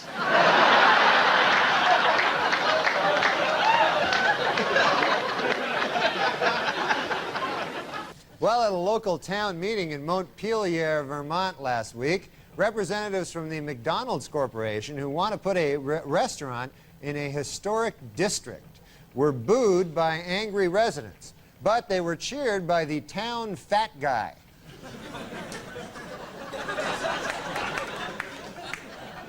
Every town has one, the town fat guy. John Goodman has announced that he will not be returning to Roseanne next year. So how will the show get rid of him on screen? Well, insiders now say that over the last few episodes of the season, Roseanne will gradually eat him.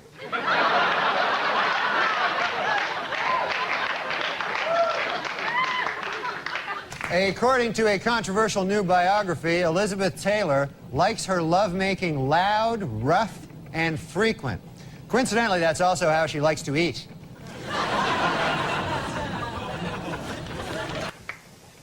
Well, television history will be made this week when film legend Elizabeth Taylor appears as herself on all 4 CBS Monday night sitcoms. It's part of the network's new campaign, Must Eat TV. She enjoys eating. The New York Post has reported that Michael Jackson wants his closest friend in the world, Elizabeth Taylor, to be the godmother of his child. However, those close to the pair worry that this could eventually lead to heated arguments over whether the child will be molested or eaten.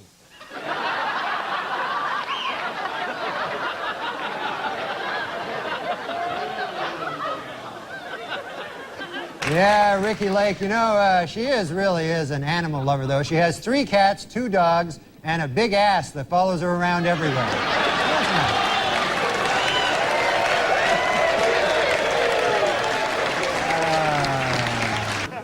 former Wilson Phillips member Carney Wilson's new talk show kicked off this month. According to Carney, her show will be different from the others in that guests will be treated with respect and dignity. And then she will eat them.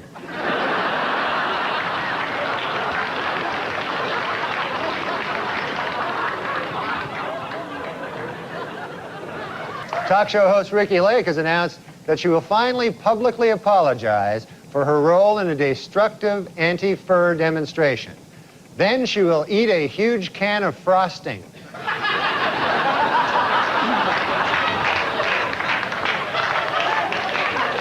In the new movie Mrs. Winterbourne, talk show host Ricky Lake plays the part of a young mother-to-be.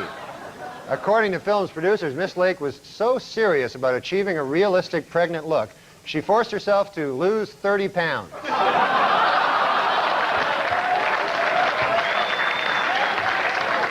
This week, renowned heart surgeon Michael DeBakey attacked the hypocrisy of Hollywood stars who oppose the use of animals in medical research and yet wear ribbons supporting the war on deadly diseases like AIDS. In response, animal activist Ricky Lake said, quote, "But the red ribbon diverts attention from my gigantic ass."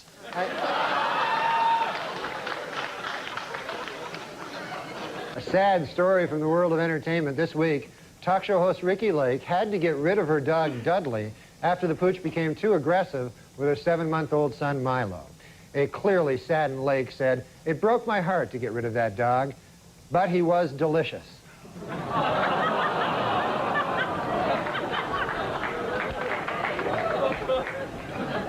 She ate a whole dog. In Virginia, police are looking for a stripper who stabbed a man for telling her she was too fat to strip. Police warn that the woman is armed and extremely fat. At an emotional press conference this week, a now exonerated Richard Jewell spoke about his ordeal as the chief suspect in the Olympic Park bombing. Quote, "I couldn't think straight, I couldn't sleep, I couldn't eat," he said. Then later he admitted, "All right, I could eat.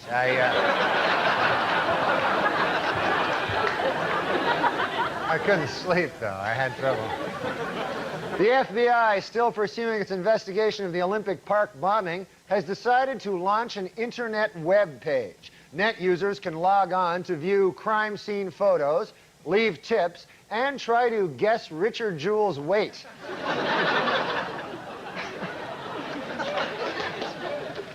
Last weekend, in a dramatic rescue off the coast of Long Island, fishermen pulled a 300-pound man from frigid waters. They were alerted by his desperate cries of, "Help, help, I'm starving, I'm starving."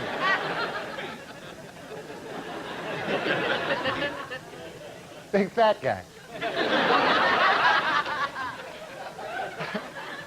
In New Zealand, a convicted swindler who weighs 670 pounds has been sentenced to house arrest because he is too big for prison. According to prison officials, it took 4 inmates just to rape him.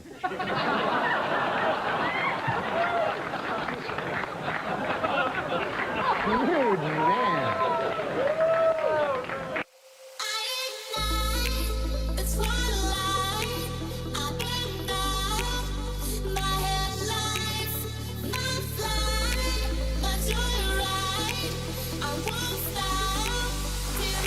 Norm, I don't understand something. Right. You went to a doctor, you said, "Hey, what's with me? I'm around Elle McPherson and I'm not getting aroused." No, I didn't mention her. Yeah, but and you start to get concerned that, hey, why am I not getting aroused around these beautiful women? Yeah, because I used to always get aroused all the time, no matter what. Like, I could see a giant fat woman, like, part of her ass. Right, and you get excited by that. Yeah. Are you on medication of any kind? No. I just, now I'm just... Do you need that testosterone patch or something? Yeah. What's that? Yeah, it makes you more masculine. Oh, yeah. You know what I mean? But then your hair falls out. Yeah, so you got to be careful about that. So, Norm, what do you think about? What? When you're masturbating? What do you think about? Well, you know, like... Fat woman's ass? No. Like, who do you think? Did you ever think about Elle McPherson? No. Oh, I don't believe that. Who do you think about? I don't think girls about... you just I'll met. tell you something. I can't think about, like, girls that I don't think I could have sex with, because I don't have that good an imagination. Right, it's got to be someone you think you can get. Right. That's how I am. Right. So I sometimes I think of, like, kind of unattractive girls where I'm right. When you're doing stuff. Right. Right. Yeah. Yeah, I do that too, though. Yeah. Sometimes one of the interns here or something I'll think about, because I think that I could definitely get it. You ever think about Rosie O'Donnell when you're doing it? Good Lord. No way, right? Name some names. Yeah, name some names of who you think about. You know what Rosie O'Donnell would be good at giving? What? Really wide head. Oh, that's funny. Does Rosie O'Donnell have the biggest head on the planet? Yeah, She really does. How much does her head weigh? Do you take a guess? About her head weight? Yeah. Oh, well, that age-old argument, I'm not going to get into. You're not that. even going to get into it. Yeah. I see. And she's on the new $100 bill. Did you see her picture? It's pretty wild. Well, another Thanksgiving has come and gone, and I thought it would be a good idea this year for me and my mother to say what we were thankful for. This is my mother, Fern. Now, we've written them down on index cards, what we're most thankful for. Should I begin? You can just start. I am thankful for the opportunity to do stand-up comedy for a living. Why, there is nothing more gratifying than to step out on a stage before a quiet crowd and through my comedy, turn them into an unruly mob. I am thankful for the brave man who pulled me from a burning building last week and sadly perished. In the process, I'll never forget him. I don't remember his name, but I think he had a mustache. I am thankful for women, the greatest creatures on earth, because without women, there would be no cookies. I am thankful for the kindly ladies who live across the country and leave pies on their windowsills. So an old chunk of coal like me have a bite to eat from time to time. I am thankful for the troops, except for that one guy. I am thankful for all of my grandchildren, especially the ones I like.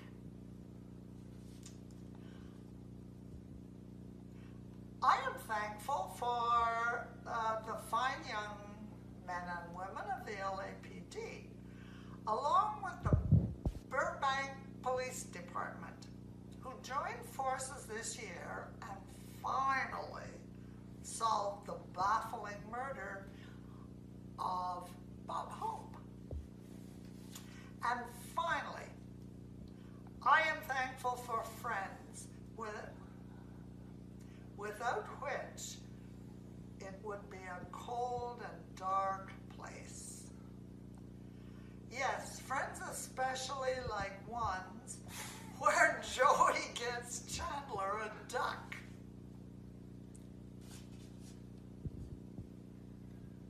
The end.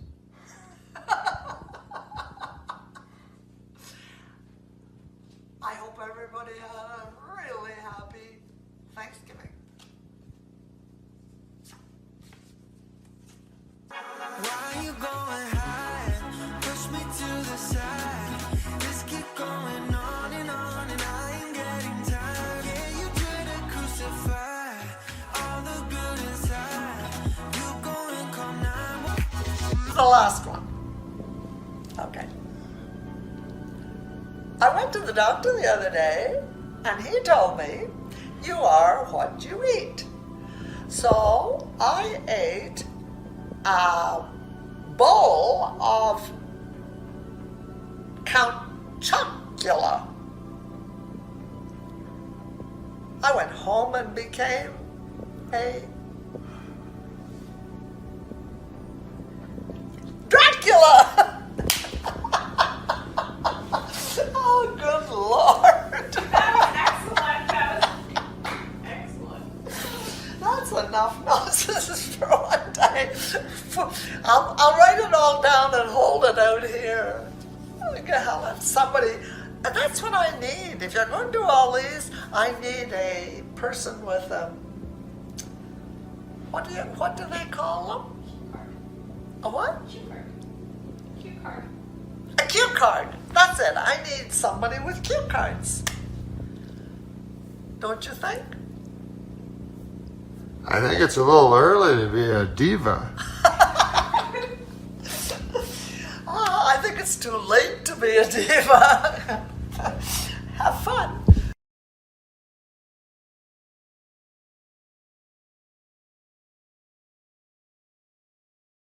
Well, you She gained weight. gained a lot of weight, so did you. so I does this gained guy. 45 pounds. I was going to say something, actually. Why? Well, I thought you'd been gaining some weight. Yeah, I gained 45 pounds. Are you okay? Yeah, what's going on? I'm doing it for a movie. For what role? What's the role? What are you playing, Jackie Gleason? What do you mean? It's not a particular movie. I just think they always need a fat guy in a movie. You're doing hard. You're paying it forward, yeah. Hey, listen, have you noticed my enormous weight gain? I've gained No. 45 pounds. You know why I started to gain the weight? I told you. I don't remember. I'm up 45 pounds, and it was for a role in a movie. That's right, it was. Anyways, whatever. What was the role for again? It wasn't a particular role, but I figured they always need a big fat guy in a movie. Turns out they don't. They have plenty of fat guys that are much more experienced at acting and at being a fat guy than I am. I thought we were going to be doing a bit where you're like a Jerry Lewis? Jiminy Glick character. Yeah, no, I'm fat. What happened? Fried chicken and gravy. Let me tell you something. I thought it was funny. Your heart could. I thought gaining a lot of weight would be funny. And also, well, it started out I was doing it for a role, Andy. Right. I'm serious. No. I'm serious. I was doing What it for role? a role. Well, there wasn't a specific role, but people are always looking for a fat guy. I'm telling you, my manager, my landlord rather, he managed to get rid of 230 pounds of ugly fat. He evicted me. What? Here, read I this. thought you. No, read this. I want to read that one again. Here, read that. Sure, we all know about Norm's astonishing weight gain, but I think it's become a bit wearisome. So let's agree to stop having fun at his expense. Say what you want about how huge and fat my head has gotten, but who'll forget it. Try iron. You know, my clothes, Larry, make me look slimmer, but they did not fool that flight of stairs that collapsed under my astonishing new girth. Papa, what do you call that? Papa John's? Oh, okay. A Papa John's delivery man has been arrested for allegedly selling more than $40,000 in cocaine hidden in pizza boxes. Jesus. To undercover police officers. This raises an important question. Where is all that pizza that was supposed to go in those boxes? Can I have them to eat? I'm a big fat guy. Well, I'm fat. I'm so fat when I get my shoe shined, I have to take the boot black's word for it. You haven't seen your penis in 3 weeks. I'm keeping it clean. Jesus Christ. Well, is that what fat people say? My penis? This is where most of my weight goes. Straight to whatever the fuck this is. I'm going to find a really good joke. You guys talk, and I'll find a good joke. So, Adam, is it hard to not drink? You know you've gained too much weight, by the way, when your chair guy refuses to work with you anymore. But go ahead. When you had your heart attack, you weighed 195. Now you probably weigh about 175. 161. 161. And what are you, 5'10"? 5'10 and a half. 161. So you're probably no body fat. Oh, I have a little bit in the rim here. Yeah, I got more than that. My legs, my goddamn arms jowls. are thin. My arms are thin. I used to have jowls. I don't have jowls. I have more chins than How old are you? Huh? How old are you? I say I'll be 50 in October.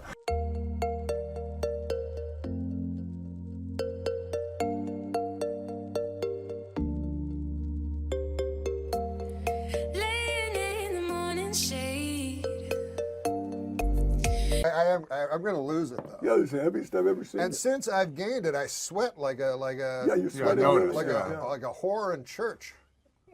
I don't mean to be what? I don't mean to be filthy, but a whore in church. Yeah, she's nervous, so she sweats You're because sweating like a Chris Dorner in a Big Bear cabin. Okay, come on. Well, I'm just that's racist. A little bit of My a only chance of drinking losing belly. 15 pounds is if I went to a British casino. Norm MacDonald is that's a great one right there. Yeah, Norm was quite a guy. He was so unique. He was so peculiar too. Norm was very needy in a way, and I'm not speaking out of. I mean, everybody knew that he was needy. He always needed a handler. Yes, because he just I don't know if he didn't know how to do things or he just didn't feel like doing it.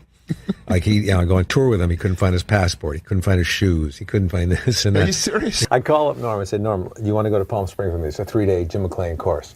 Yeah. So I pick him up.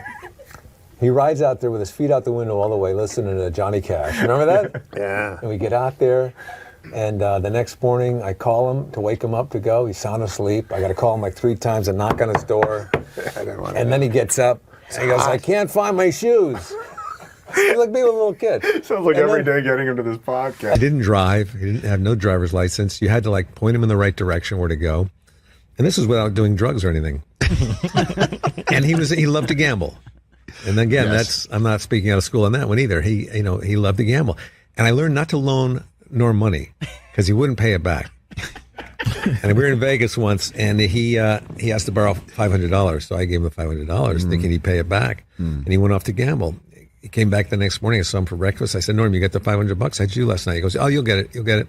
The next day, Norm, don't forget the $500. Hey, you'll get it. And then the third day, I go, Norm, you got the $500? You keep putting me off. But, I mean, this disrespectful not paying me back. He goes, what are you complaining about? You only lost $500. I lost $5,000. Good Lord.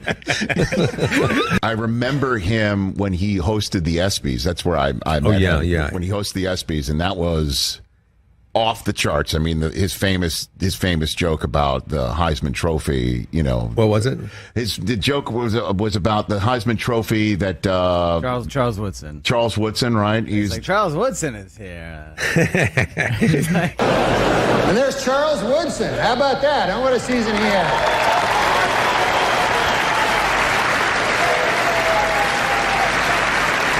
Great, man. He became the first defensive player to win the Heisman Trophy. And congratulations, Charles. That is something that no one can ever take away from you. Unless you kill your wife and a waiter, in which case, all bets are off.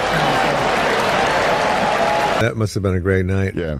People would say how brave and courageous Norm's comedy was, but I just call it poor judgment. They asked me to host this thing for Norm MacDonald, and a bunch of people spoke. And everyone was saying really great stuff, and a lot of people were funny. But man, Kevin Nealon had the greatest line, because a lot of us were talking about how brave Norm was, and he really was. He was fearless as a comedian.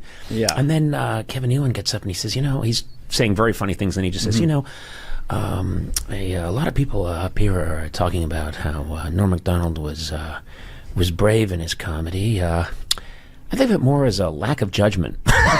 Said they got banned from a Biloxi casino once. Oh, because and of I Norm? thought because Norm was counting cards or something. He said no, because he totally torched the room of all the whales. Like, he made fun of them in a way that was like he didn't read the room. And he absolutely did that poor judgment thing, and that's why they got banned from a Biloxi casino. Even on his memorial, 10 people walked out. You ever follow him on Twitter, his golf commentary? Oh, my God. It was so great. Hilarious. Yeah, I mean, he did it just like an announcer. It was just great. Norm. Tiger dancing on the green with, He was just the all-time best, man. No question about it. I do remember him jumping out of like a stage door at Radio City Music Hall when, we were all getting ready for the night, and he was asking about a score of a game. Like, he just thought like I would be like his own personal sports phone. Like, hey, who's winning that game? And come to think of it, I got addicted to you. Oh, no, no, no. And come to think of it, I need somebody like you. Oh, no, no, no. I need someone like you. Version of Canada, but one of your other counterparts who's Canadian that you didn't mention there, Norm MacDonald, I can't see Norm having the same kind of sentimental attachment to Canada, or did that come up? No, I don't hear him talking that much about Canada. I don't know if he remembers that he's from Canada. He does occasionally. He seems very proud. He and I correspond sometimes, and I think it's mostly, I'm a fan of his and he knows it, but I think it's because I'm Canadian as well. I think he's got pride for it, but I mean, he's an enigma to so many of us. You've been on his show. I haven't gone through the entire archive. Have you gone hiking with Norm yet? Well, funny you should ask. You're right. Norm is an enigma, and he's a friend, and I do like him. And we've toured together before. But yeah, we were out in the Grand Cayman Islands about 2 months ago doing the Kaboo Festival out there. And I said, Norm, why don't we do a hike? Because I've been trying to get him, and he's been saying, yeah, he'd do one. And so he says, yeah, let's do one. I said, we'll do it on the beach.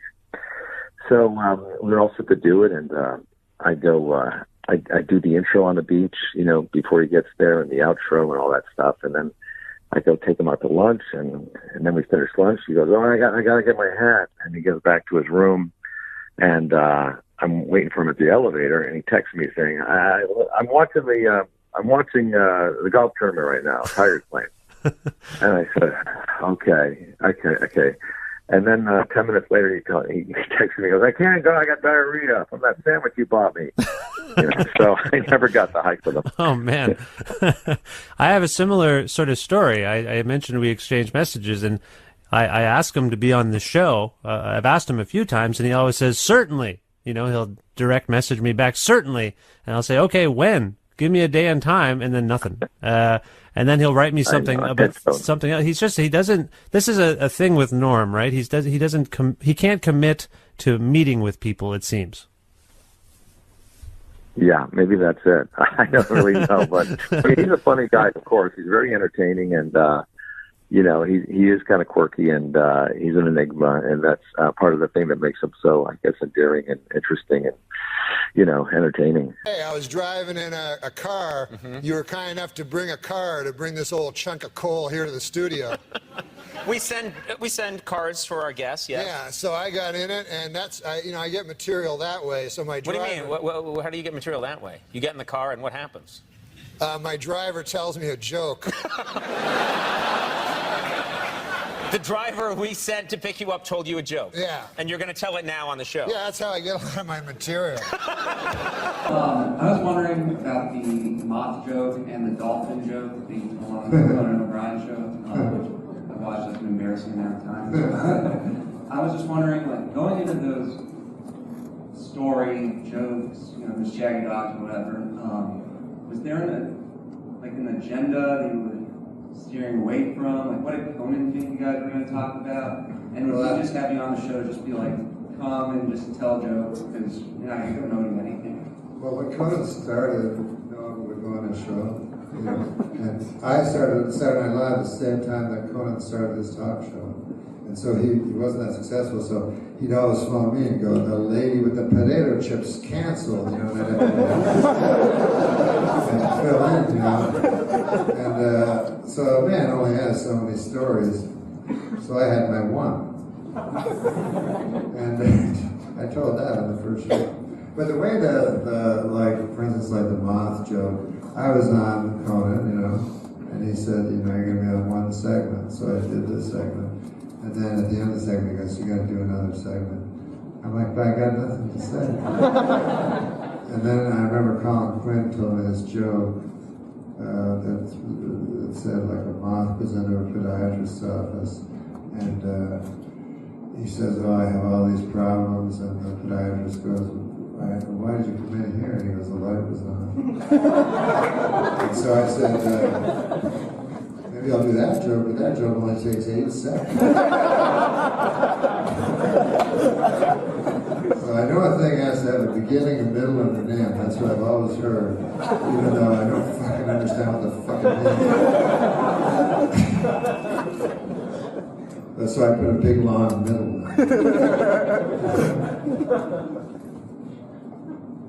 But yeah, with Conan, you know, I just... What I do is, you have to, in these talk shows, they have these people called pre-interviewers, and you tell them the story, and they go to the host, and they tell the host the story, and then you tell the host the story that he's already heard. So you feel like you're a goddamn fool. So instead, I would make up stories to tell them. And then so, you know, let them go, I understand you got a haircut. I go, no, I never got no haircut.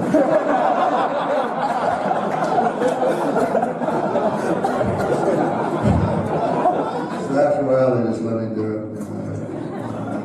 And they were all very kind men, you know. Very, very funny men.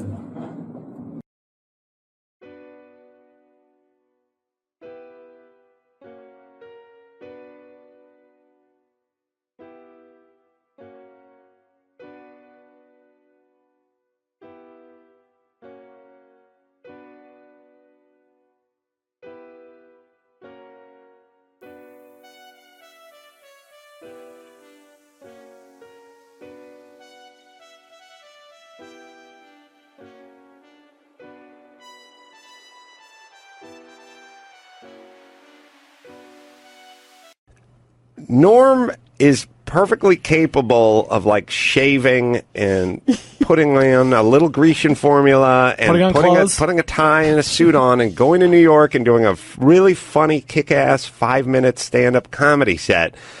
But then you talk to him about doing podcasts or projects or teaming up or whatever. It's like, Norm can't leave his apartment because if he gets up, he'll kick over a jug of urine and he'll lose his cleaning deposit. And he does not drive. He does not drive himself. Oh, no, he does not. By the way, move to L.A. and then make the proclamation, I don't drive. And it's like saying I can't be employed. Like, he should just fucking take ropes and put himself onto the bed like James Caan in Misery. Oh, Like he doesn't drive? No, he does not drive. Why? He has a helper person, female, whatever. So it's so insane. And then, people tweet me all the time like, hey, get Norm on, man. You guys are dynamite together. Everyone loves you and Norm together. And I'm like, it would be awesome if he was capable of getting inside of a Volvo and propelling himself in my direction. Where does he live?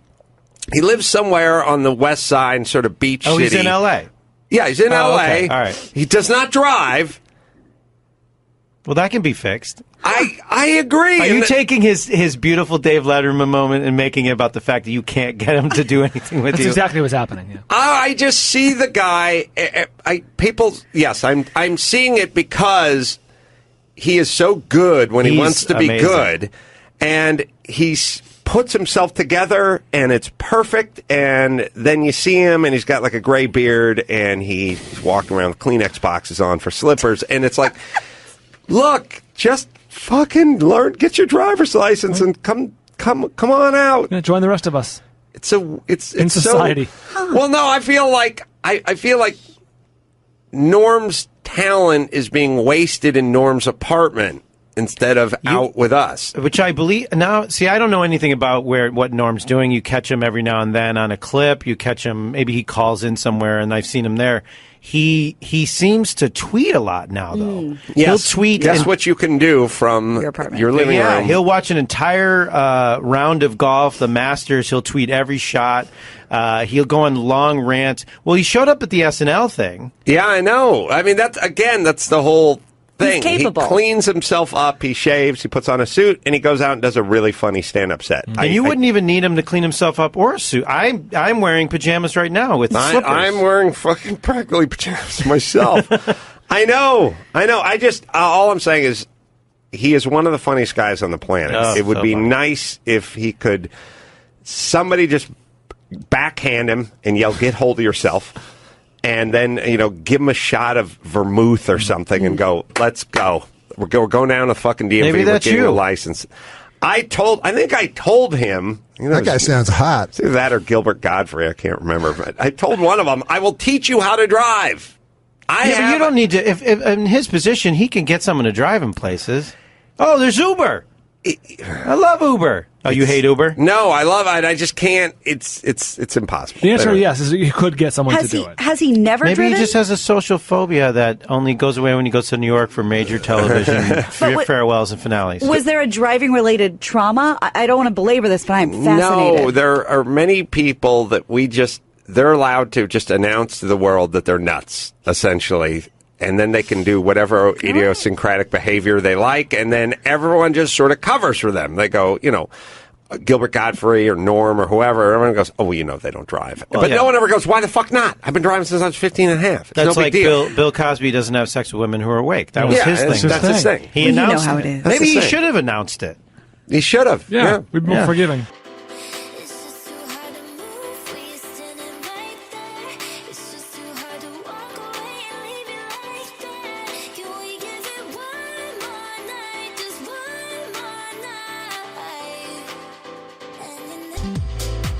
As a matter of fact, I told Annie earlier that she said, well, how did you and Norm meet? I said, I always would end up, it's not like we hung out at, the deli every night together, but Norm and I always ended up at these functions that we kind of had to be at. And And I said, well, probably the way Norm and I really bonded was because we were the only other person that we wanted to talk to there. Like we'd just end up in the corner talking to each other because we'd be looking around thinking, why are we here? You know, when we did Armageddon, you know, it was like the first time I'd ever been in a big movie, you know, and I was sitting here, right? It was here at Culver Studios, that's right. And so I was sitting there with Owen Wilson, and Owen, not many people knew Owen at the time. He wasn't as big a deal yet. And Steve Buscemi was there, and Will Patton, and we were all sitting over here. And here's like, you know, Jerry Bruckheimer and Michael Bay and Bruce Willis and all these cats. And I was sitting over there, and Buscemi was looking over at Owen, and he was looking at me, and all of a sudden Buscemi looks at me and he goes, "What the fuck are we doing here?" That's a great Buscemi. That's a good Buscemi impression. And he was right. You know, it's like, what were we? I mean, and you know, the movie. Well, everybody's so fucking handsome. Also, and then especially when they're crowded parties, you're like, whoa, the guy fucking right there. And then also you don't remember what he was in, or you know. Yeah. I read. But it's frightening, most people. I couldn't imagine being at one of those. And then I feel like they're at every party. You know, like I know David Spade is a really funny guy. Yeah. But he goes to every party and every red carpet, and I'm like, man, I don't know how you do that. Like, it's got to be exhausting. Yeah. As well as maintaining a career. You know? Right, I know. I mean, well, David's got I know David a little bit, and he's got that type of personality, I think, maybe where he can do that, you know. I get, you know, tongue-tied, and they always ask me some, you know, stupid question that I don't really want to answer, and then I always end up answering it anyway. You know what I mean? And the next thing you know. Actually, oh, Brock Lesnar is here. I'm here. Norm has to go. Oh, you have to leave? Your people. Norm's a busy man. Your people are telling us that you have to go. Can we take, if you want to stay, it's up to you. Quick break? You run. We start with a few minutes. I'll talk to Brock. Go. You run. Okay. Yeah, I just want to. Norm and Brock will sit there, and if you can stay, you can stay. If not, I want to get a picture of Norm. Take your thing off. No, give your thing on. Could you snap a picture? Brock, come sit. Hey, Brock, come on over. It's just a busy day. Yeah, they snuck in. Someone show Brock where he is. Brock's right here. Oh, he's waiting for the picture. Okay, all Finally meet you guys, man. All right. Colin, you're out of here too. Later, buddy. Come on, buddy. Colin Quinn, Long Story Short, premieres on HBO a week from Saturday at 10 p.m. See you soon, Kyle. Hi, Melinda. That's your ex? Yeah. Girlfriend? Yeah. What, Do you want to? Shimel? I hope. There you go, buddy. Where'd Colin go? Colin just ran out. Fucking mess. I love it. It's a clusterfuck. Don't be around. Colin, where you going? We actually are on the air. Hi, Brock. How are you? Yes. Sorry about that. Welcome to the Opie and Anthony Show. Thanks for coming in. You know Norm MacDonald behind you, just so you know the people. That's Norm. Colin Quinn and Norm MacDonald. Yeah. So. Yes. Go somewhere? Good. I'll be back. I'm just taking a lot of pictures. All right, can they do it out? They can do it outside, right? Can they take the pictures outside? Oh my God! All right, we're taking pictures. Brock Lesnar, you really walked into a clusterfuck, but we're happy that you're here. Thanks for coming. Morning. Yeah, thanks for doing our show. It wasn't easy to get you on the show. Yeah, I'm happy to do it. What time did you get up this morning? Way too fucking early. You text me that you're coming down. Can we do this outside? Can we everybody do this outside, please? I'd like to fuck with everybody, but Norm. Nice to meet you. I love you, Norm. Good seeing you, buddy. I'm happy you're here. But, no, I love you very much, actually. Because he loves Brock Lesnar more. Because I'm happy Brock is here, and people are doing a photo session in the fucking booth. Don't wear it out. We knew this would be a clusterfuck. Thanks. All right. I want to ask him about the 50,000 he lost on a home run, but next time. Norm MacDonald was great on the show today. Oh, yes, he was. Holy shit. Brock, all sorry. right, Brock is here. Sorry, Brock. All right, now we are ready for Brock Lesnar. No. Yeah. Feelings flowing up and down, picking up the pieces that you left behind, hitting a new type of flow, breathing in the smoke and clearing up my mind. The thoughts of you, I never knew what the hell you got me into. Because MMA is harder. I mean, it's like, not that wrestling isn't a grind, but MMA, you're really being hit a lot harder than you're getting hit in wrestling. In the face. I mean, guys like Shane, first of all, Shane Carwin, how did you survive that? I couldn't believe That you would kept I got kicking a them off. head like a horse. I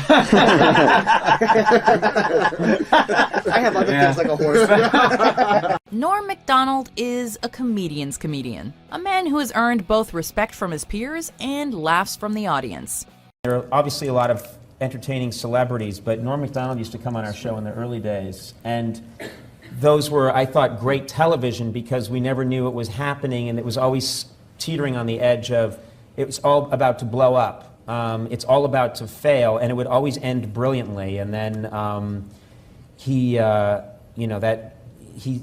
stopped coming around, and it was just a period that passed. And I was always sad about that because I thought, we're a very celebrity-conscious age, and people always think that the best guests are the biggest celebrities. Sometimes, the best guests are these people that you have a weird connection with, and it's compelling television. People see and they talk to me about it later on. Like I'll be out in the world walking around and people will say, I saw that when you were with Harlan or when you were with Norm or with Will Arnett. That really got wild and crazy in a way that they don't see on television. But what's the movie going to be called? Really? I know what it's going to be called. Yeah, what's that? If it's got Carrot Top in it, you know what a good name for it would be? What's that, Norm? Box Office Poison.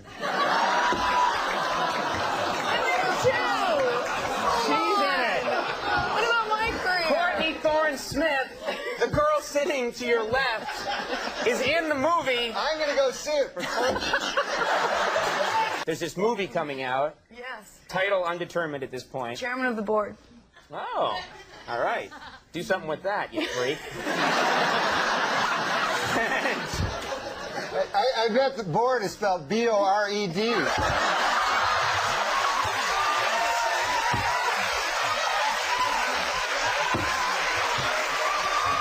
You know, I learned a little bit about that was Norm. And of course, Norm's a little crazy, but Norm, big host would come and we'd all get all hopped up, like, okay, Rose is gonna bring in big ratings. Let's get our AP. Where's my goat? I'm gonna throw out a goat. And Norm would sit there in the pitch meeting. We'd all be dead serious. Will would throw out, I'm going to do a cheerleader. Right. This one and that.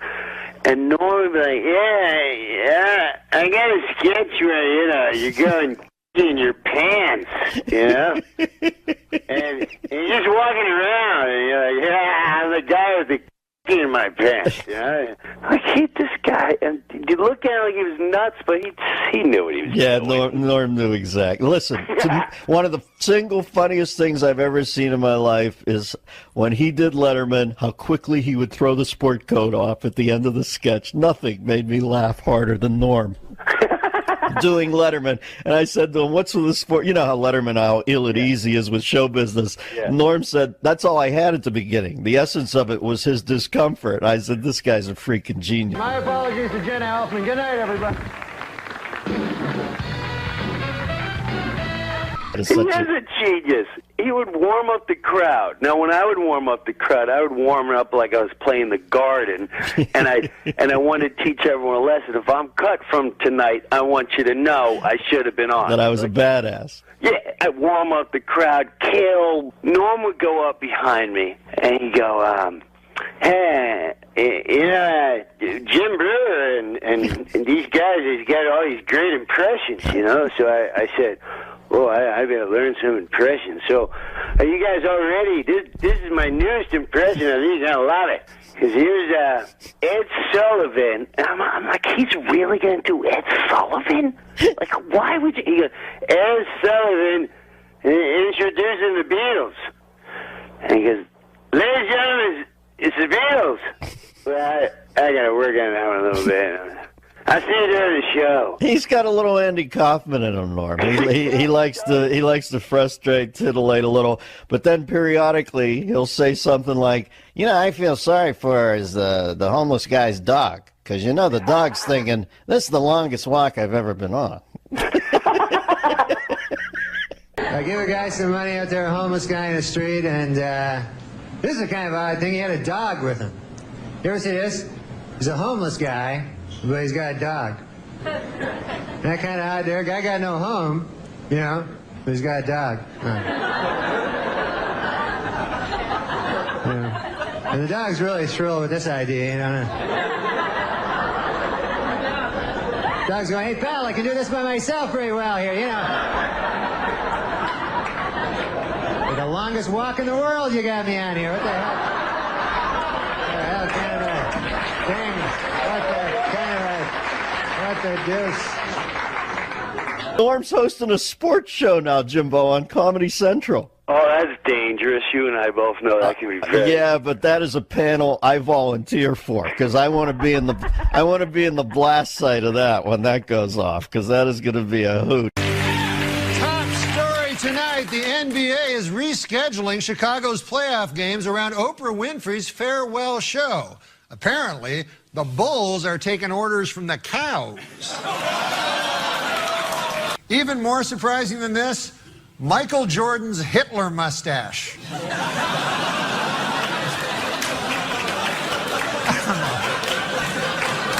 Have you seen these underwear ads? We have some breaking news to report here. This, just off the wire. Reuters News is reporting now that the Mike Tyson app has just raped another app.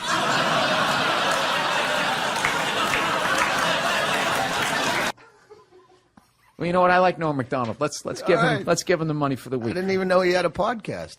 Oh yeah, dude, Norm MacDonald. Did you see him on Conan telling that moth joke? No. Yeah, you got to see it. No, I haven't. Dude, you know how many comics out there don't give a fuck, but kind of still do. You have to kind of still do to eat. That guy Norm truly doesn't. He's so fucking funny. One of my best opening monologue jokes ever. Did you ever see? Remember that whole thing when he was doing Weekend Update and they told him to make it funnier. So he didn't. He just was more Norm the next week. So eventually, of course, he gets fired. So then, he goes off into the Hollywood world. He's got a TV show or a hit movie or some shit. So now they bring him back to guest host on SNL. And I'm going to butcher this, but he kind of came out. He's like, yeah, so, people know I got fired from this show. So now they got me back hosting, which means either I got a lot funnier or this show sucks. That's what he opened up.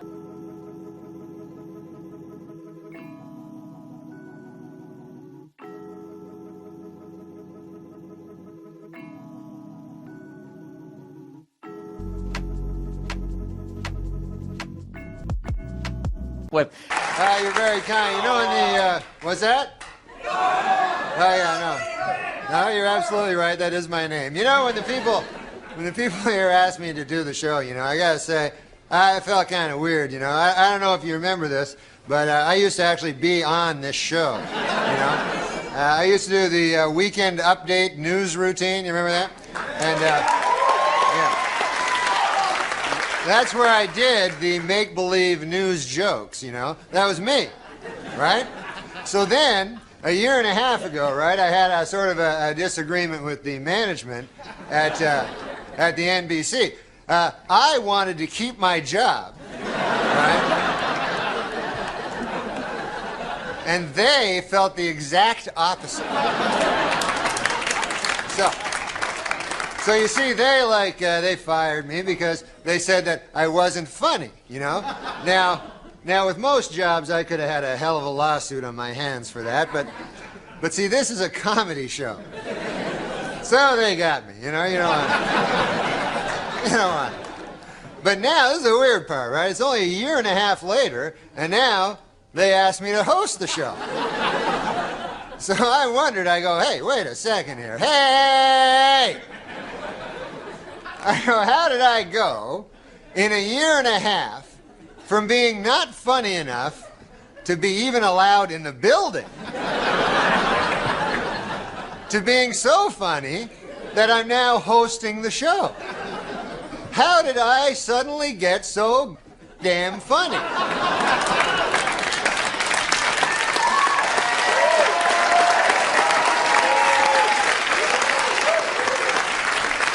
It was inexplicable to me, because a year and a half, let's face it, is not enough time for a dude to learn how to be funny. Then it occurred to me, I haven't gotten funnier. The show has gotten really bad.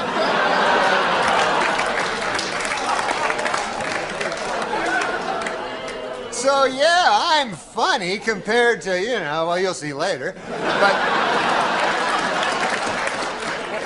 okay, so let's recap.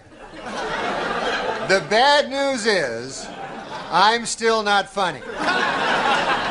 The good news is the show blows. All right, folks, we got a bad show for you tonight. Dr. Dre, Snoop Doggy Dogg, and Eminem are here. We'll be right back.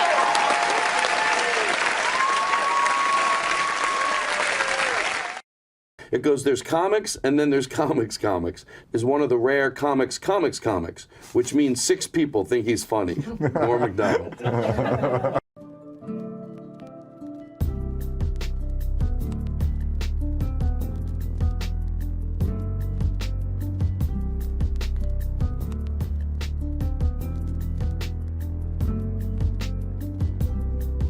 Neil deGrasse Tyson, who's this Mr. Smarty Pants, he's one of those astrophysicists. I don't even know if that's what he is, but he's a smart guy who talks about the universe.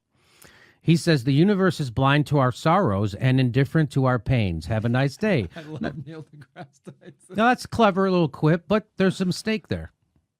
Not a typo or anything. I mean a mistake in the theory. Because can anyone tell what the mistake in the theory is?